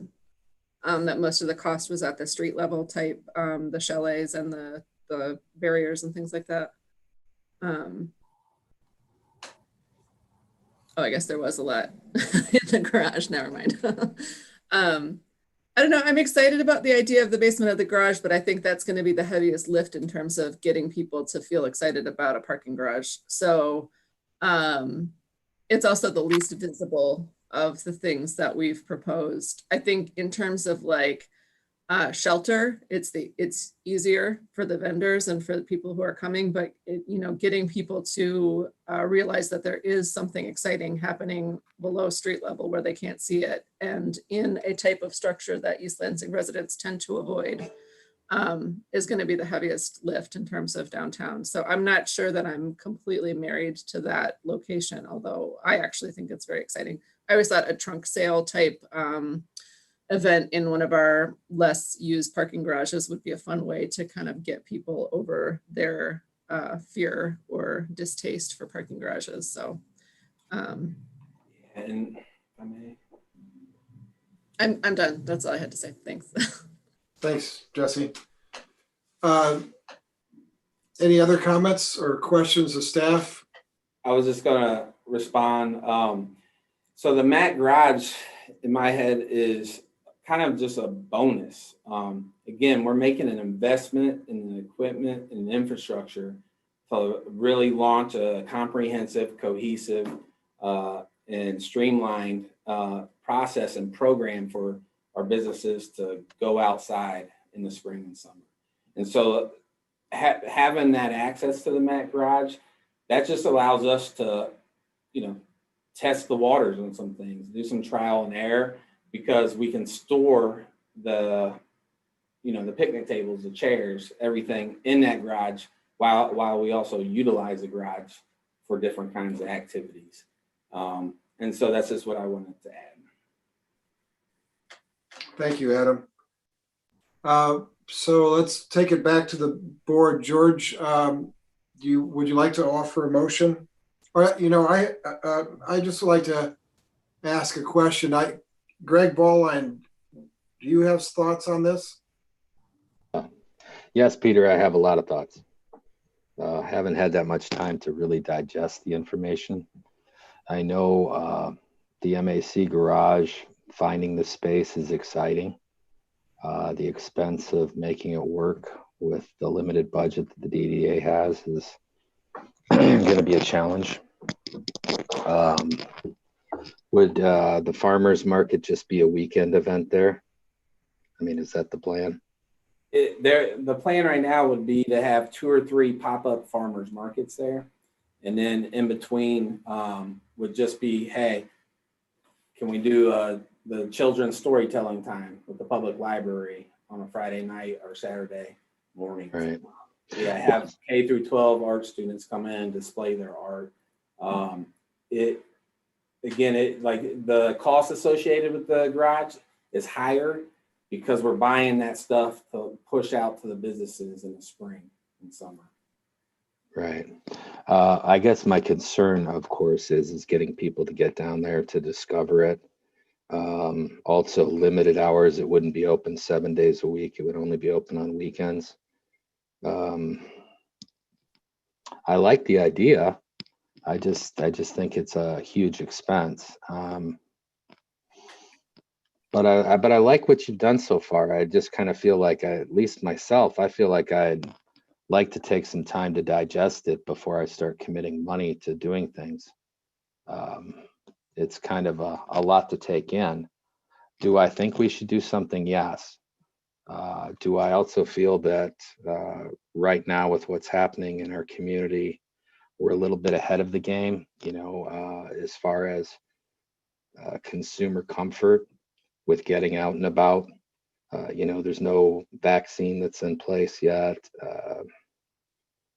Some of those things where maybe we're out in front of it. I'm not saying we shouldn't try, because of course that's absolutely what we should do. But I know that the consumer confidence is going to come back as we get the therapeutics and as we get the vaccine in place here, hopefully first of the year. I know that doesn't help us for holiday shopping. But I know that, us getting things in place for doing this is kind of important. I don't know. Like I said, I still am taking all of it in. Thanks, Greg. Yeah. Yes, Adam, go ahead. Yeah, and I totally understand that. I know that, we weren't able to get this drafted, and posted Friday, and it was yesterday. And so there wasn't a lot of time to absorb it. So I don't know if there's a lot of uncertainty about it. I don't want to put people in a position where they feel like they have to make a rash decision. So maybe it would be a good idea to give you guys some time to absorb it, and then we'll try to come back at a special meeting. I'm comfortable with the concept, and there seems to be support from the board. I would propose offering a motion for the DDA to expend $75,000 for purposes of trying to implement a number of the ideas that have been expressed in the proposal. I do think this is something that we are going to have to do incrementally. I agree with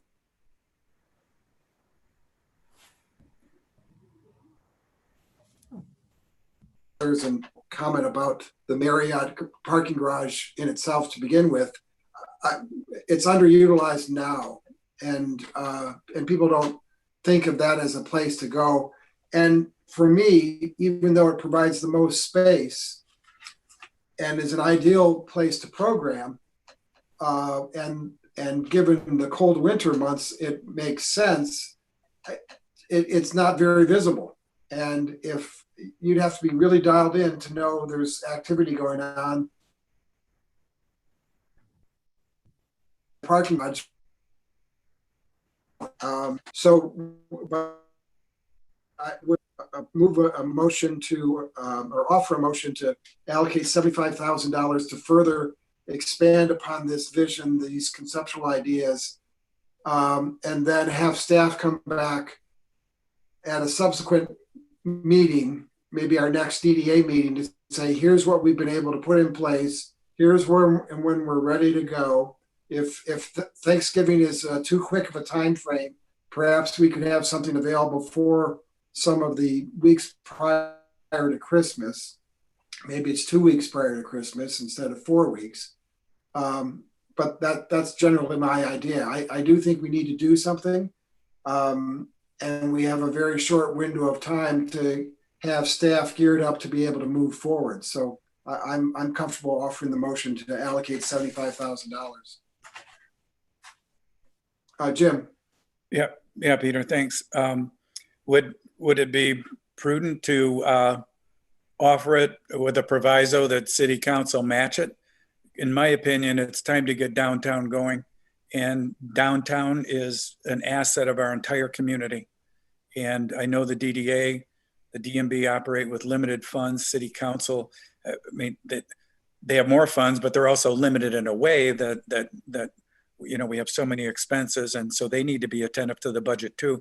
But them adding another 75 in addition to ours would really kickstart this. We can use a lot of this equipment going into the summer. We got to get this downtown, like Ruben said, we got to get this downtown going and get it to be the place to go. And by the way, I like lights. So you think about that parking, that tunnel in the Detroit airport, that all the kids, even I freak out when you go in there. It's just an attraction. So that lighting thing, just stuff like that we've been talking about, is going to be an ad for downtown. You take your kids through there and they'll say, wow. So can I just jump in on that?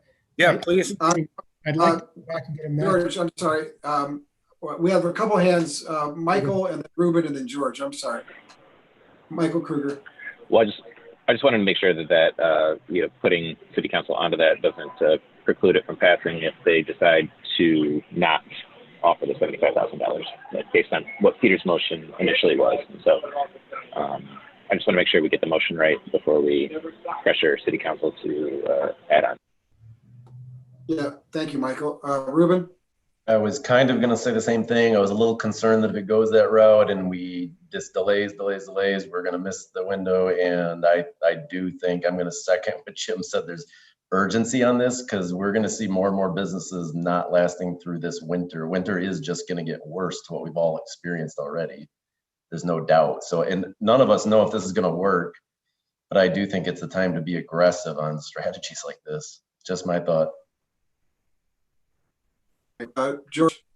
Yes, I was just going to say, I would like to intend to go back to council to receive more assets from them or resources for this, but I don't know if 75,000 would be more than we can afford from the general fund because it's unbudgeted, unplanned. This is coming out of sort of planned dollars for project support from the DDA. The general fund is going to have a bit of a hole from backstopping parking, backstopping parks and recreation. So there are a lot of unknowns that we're just sort of watching out for. But, you know, would I say 25,000 much more easily, or maybe 50,000? Yes. As it gets higher and higher, I just become a little bit less comfortable recommending it. But I do think that the city council would want to try to participate. Of course, it's up to them, but I would recommend it. So with my original motion, it seems like it needs to be amended. And was there? No, I would second your original motion. Okay. Okay. Thank you, Michael. And I'm sorry, but Jim, did you want that specifically to reference the ask of council? No, I think Michael and George made good points. I think council can get the message, and I know Jesse's very convincing. I know she'll be all over it. So to the extent she's got other resources to manage too, as George says, but I would go with your motion, and you know, we'll just encourage city council to do what they can. Right. I will advocate at the council level. Okay, thank you. All right, so we have my original motion. It's been supported by Michael Kruger. Any additional comments? Hearing none, if we could just do a roll call vote on that motion then. Yes, thank you, Chair. Greg Ballline. Peter, would it be possible to restate the motion, because I know it was 75 non-contingent on city council, or contingent? I guess so the motion is to allocate $75,000 for purposes of implementing the business support program as defined by staff. And the expectation is that staff is going to come back and let us know at our next meeting that here are the items that they've been able to secure and to implement and have in place prior to the Christmas season. And the idea is that this is an incremental approach. And certainly we would encourage the city council to match our allocation. Peter, would it also be possible to actually call a meeting before our next scheduled meeting, like in 2 weeks' time? Just because urgency is kind of the key here. And if we have to wait another month for a meeting. That's a fair point. I don't see any objection to having a meeting in 2 weeks on this matter. Can I make a friendly amendment to your motion then? Please do.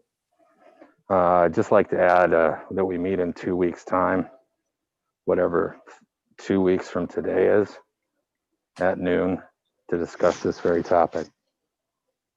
Perfect. My vote is yes. George? Thank you. Clarify that we're not going to have staff wait to start implementing things though for 2 weeks. That's just an interim update or for a quick update on it, right? They start as soon as possible, right? We're giving them that directive today. I'm good. Thank you. Okay, Chad, Mr. Ballines voted with a friendly amendment to my motion.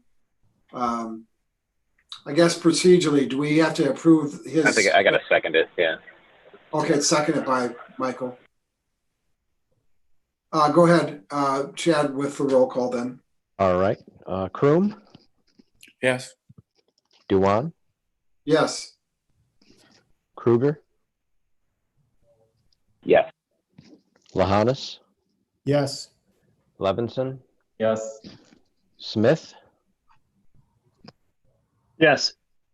and Mayor Pro Tem Greg. Yes. Passes unanimously. Great. Thank you, everyone. A great conversation. And we look forward to having that meeting in 2 weeks. Greg, thank you for that motion. We'll move on to item 6.3, consideration of the supplement to the Memorandum of Understanding with River Caddis Development regarding the redevelopment of the DDA-owned properties at 314 through 344 Evergreen, and the review of the draft purchase and sale agreement. Yes, Chair. Staff is requesting that the DDA consider a supplement to the MOU with River Caddis. This is regarding the redevelopment of the DDA-owned property at 314 to 344 Evergreen and review of a draft PSA. The MOU was originally executed on April 24th, and then it was extended again in July for 95 days, and it expires on October 26th. So this extension is being requested in order to provide additional time. You know, of course, there's COVID, which has really thrown a lot of delays out there, but also River Caddis, you know, we want to provide them with more time to secure a tenant. And then for our city council, our city legal counsel to review that draft PSA. And so, and also the DDA may want to consider whether or not they desire, you know, Miller Canfield to have that supplemental legal review of the PSA. But, you know, staff is recommending that the DDA approve the supplement to the MOU to allow an additional 95 days to January 29th. This would fall on the DDA meeting in January 2021. That deadline would be. It's extended for an additional 5 days to land on the DDA meeting scheduled in January. Correct. So it's a 95-day request. It was I believe it was a 91-day request, but we're recommending it, extending it to 95 days, so it falls on that DDA meeting date. And there are no other changes to the Memorandum of Understanding other than the extension of the time. Correct. And then River Caddis is on the line for any questions as well. Okay. Are there any questions? Go ahead, Jim. Thank you, Peter. I would just be curious if there's a summary of what's happened in the last 90 days, either that staff or that River Caddis wants to present at this point to help us make a decision on this. I'd invite the developer on to respond to that question if they're available. Yeah, it looks like John and Kevin are available and they're unmuted. Hi, Jim. Thanks for the question. I'd also, I'd be happy to invite staff to add their input to this question. But to make it short and sweet, we've been working diligently to continue this process. Our position and mission has remained unchanged. Every day that this goes on, we continue to take on more responsibility and resources, and we have only become stronger. We believe we've made a lot of leeway with the city in terms of the philosophical approach, in terms of the whole situation and timing. Where we are today with COVID is just an uncertain time. We're working through it. So the request in July to extend this MOU or exclusivity was due to River Caddis and the city to negotiate the PSA.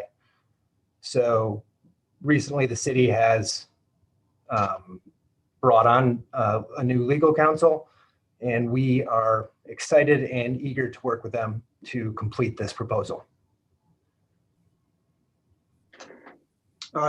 Yes, Tom. Thank you, Jen. Tom Hi, Fehrenbach. yes, I'd just like, thank you. Can you hear me? Yes. Okay. I just want to echo some of the sentiment. There certainly has been a tremendous amount of progress in terms of, many meetings. And I think that I'm optimistic in terms of the development program moving forward into a place where in the near future, we'll be able to pull together the project team for really a review of the development proposal. There was a question raised by Ms. Drager in terms of our staff perspective on the PSA. I think that, essentially the former city attorney didn't think it was appropriate to really do a full analysis, given that we have new legal representation now. So we went through really with an idea of raising the big questions that need to be raised. There's several real big issues that we'll need to chew on ultimately as staff and then ultimately as the DDA board. There's also some things within the some things missing that we would typically want to see, such as prevailing wage, money for outreach, some specificity related to specific performance is sort of the only damage the only damages the only thing that the DDA would be on the hook for if things didn't go forward. Obviously there's some broad discretions within the proposal for the developer to back out. And also I think we want to be more specific about the project itself and some of the key performance timelines. And that's really where we'll get to, I think some difficult questions, especially in this era of COVID. And, I think those are the things that we'll be discussing with the city attorney and bringing back to the board in short order. Thank you, Tom. Adam. Yeah, I just wanted to add, city council was supportive of this extension as well. That was there in a meeting on October 13th when this was discussed, and they indicated that they would be supportive of the extending this MOU. Thank you. Any additional questions? Comments? Jeff? Yeah, Peter. I could be wrong, and I've looked for the document quite a bit here. Is the PSA attached? Is the draft PSA somewhere that I'm missing? Adam, you're muted. I believe Tom wanted to address this one, right? Yeah, I got to apologize. That's a carryover from the previous item title. Since we did not do any subsequent review that would be germane to the discussion of the DDA, I did not include it in this item, but it was included in your previous item in July, and we can certainly send it again to the DDA if you prefer to look at the initial draft. Although my suggestion would be that, once we've had a chance to work with Foster Swift on our really initial review with them, typically we would then bring the updated draft with our thoughts to the P&I committee to begin kind of the deliberations at the DDA. So at this time, we're not necessarily discussing anything to do with the PSA. Correct. I mean, yes. And again, apologies for. No, that's okay. I just wanted to make sure. All right. Thank you. Additional comments? Any questions? I'm inclined to support the extension. There's a lot that has happened over the course of the last 90 days. particularly for the fact that the DDA has retained its own counsel, and they need to be coming up to speed on what has transpired in the conversations that have been held. And I know that this was addressed by council, and they are supportive of extending the time frame. We're living in interesting times. COVID is taking its wrath out on a whole host of different parts of our society, and to think that we would come up with a plan instantaneously is, I think, pretty ambitious. So I'm not objecting to an additional 90-day extension.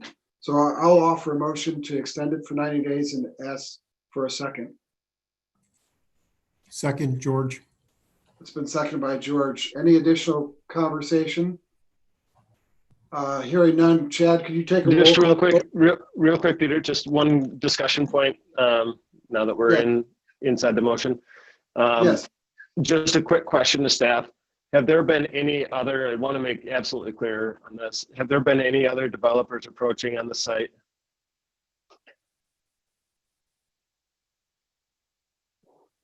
Adam, are you responding to that?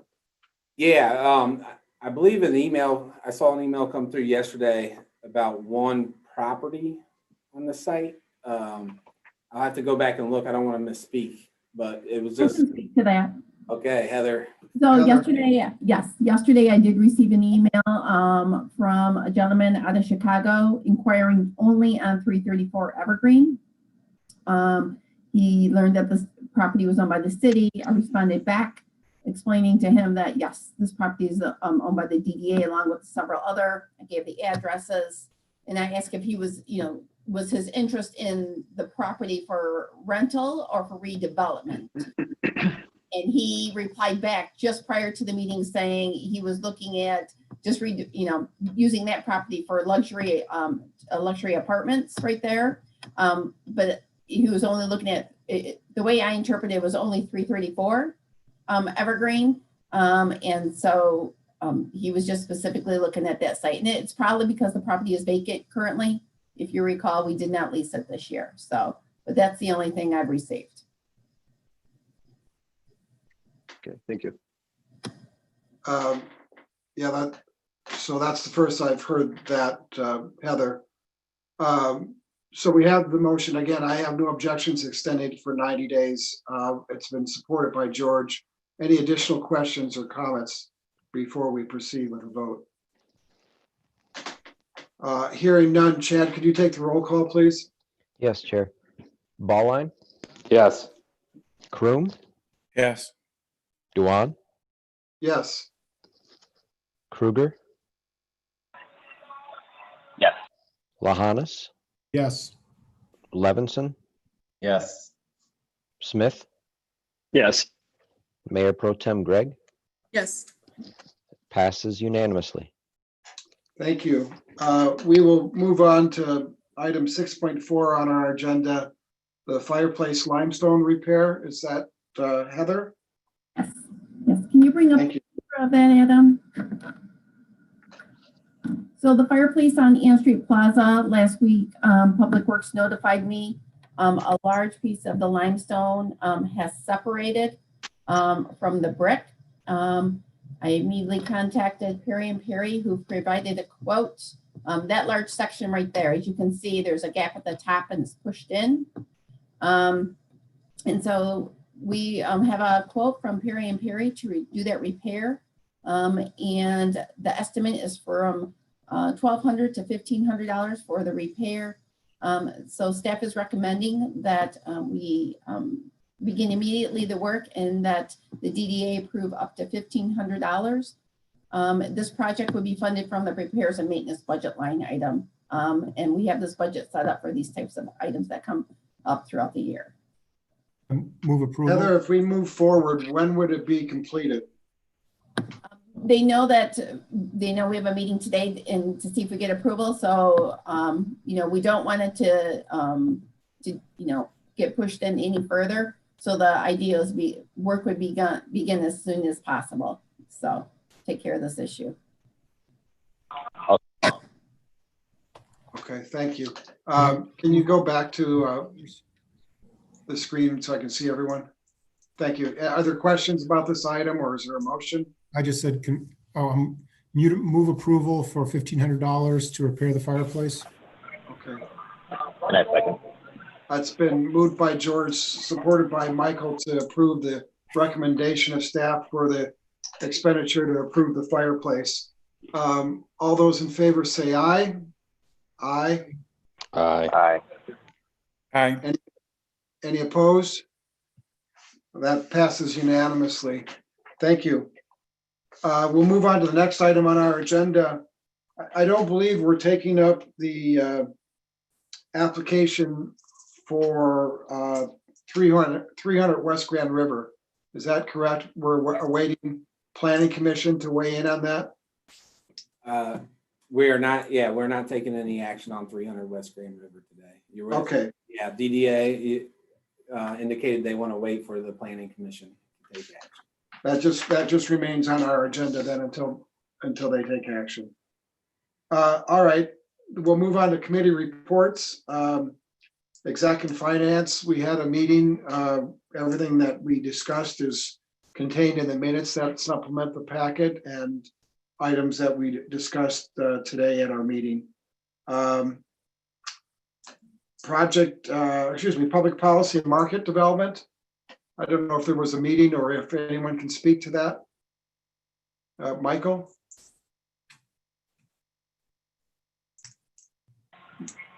Yeah, I can speak to it. I was just looking at the synopsis. Let's see here. We kind of went through Adam's presentation that he did earlier and kind of gave our all of our reactions, suggestions about that. And then we went over the available property listings and just kind of chatted about that stuff. So, Thank you. Project and infrastructure, I can report. It's contained in our minutes in our packet.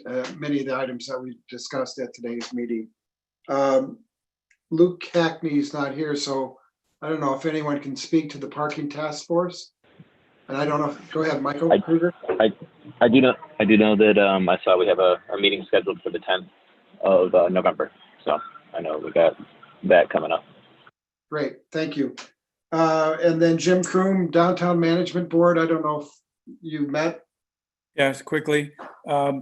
We approved the Great Pumpkin Photo Contest. It'll be a virtual contest that the kids can participate in and families. We did, and more importantly, meet with Piper and Gold and fleshed out, kicked around, much like we have today, ideas for the marketing campaign, talking about the different groups. The two basic ones are residents or the non-student population and the student population, how we're interested. The students support the businesses and we want to get the residents and non-student folks down here also. So, you know, it's as Adam has discussed, it's stay open, stay safe, to stay open. We're going to encourage the students, if you want to get back to activities and in your college lifetime, you need to help us out. So it'll be encouragement for them. It'll be encouragement on a loyalty basis for citizens to come down and support their businesses. So the board and the marketing firm had a lot of good ideas that are going and package that up. They're going to package it up, bring it back to us, and we'll get that marketing campaign kicked off. Also, $500 purchase of cloth face mask featuring the Together We Will verbiage distributed by the staff and by our downtown ambassadors, so that they have some swag, if you will, but important swag, health sensitive swag, health encouragement swag to hand out.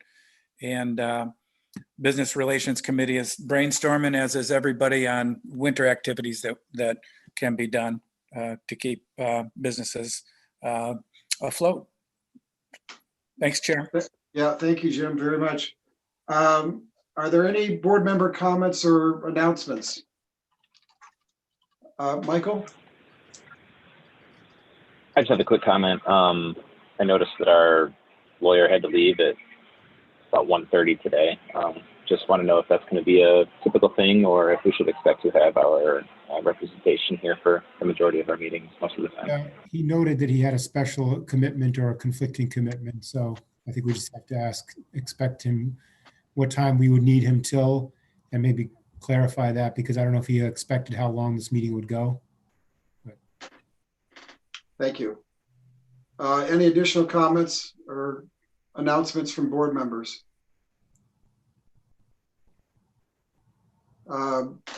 I know that there's been quite a bit of talk about actions previously taken by council and the Brownfield Authority. I've asked our council to kind of take a look into some of the comments that have been made, and I'm anticipating a reply relatively soon, but when that is received, it will be shared amongst Brownfield Authority members and also placed on our website. So I don't have anything else to report other than to communicate to the public that I've asked our council to take a look at some of the comments that have been made, and hopefully that will be clear any ambiguity or misunderstanding of issues that are involved with regard to refunding of bonds and the like. Any other comments or announcements? Hearing none, I'll make a motion to adjourn and ask for a second. Support. Been supported by Jim Kroom. All those in favor say aye. Aye. Aye. Any opposed? Meeting's adjourned. Thank you, everyone. Thanks.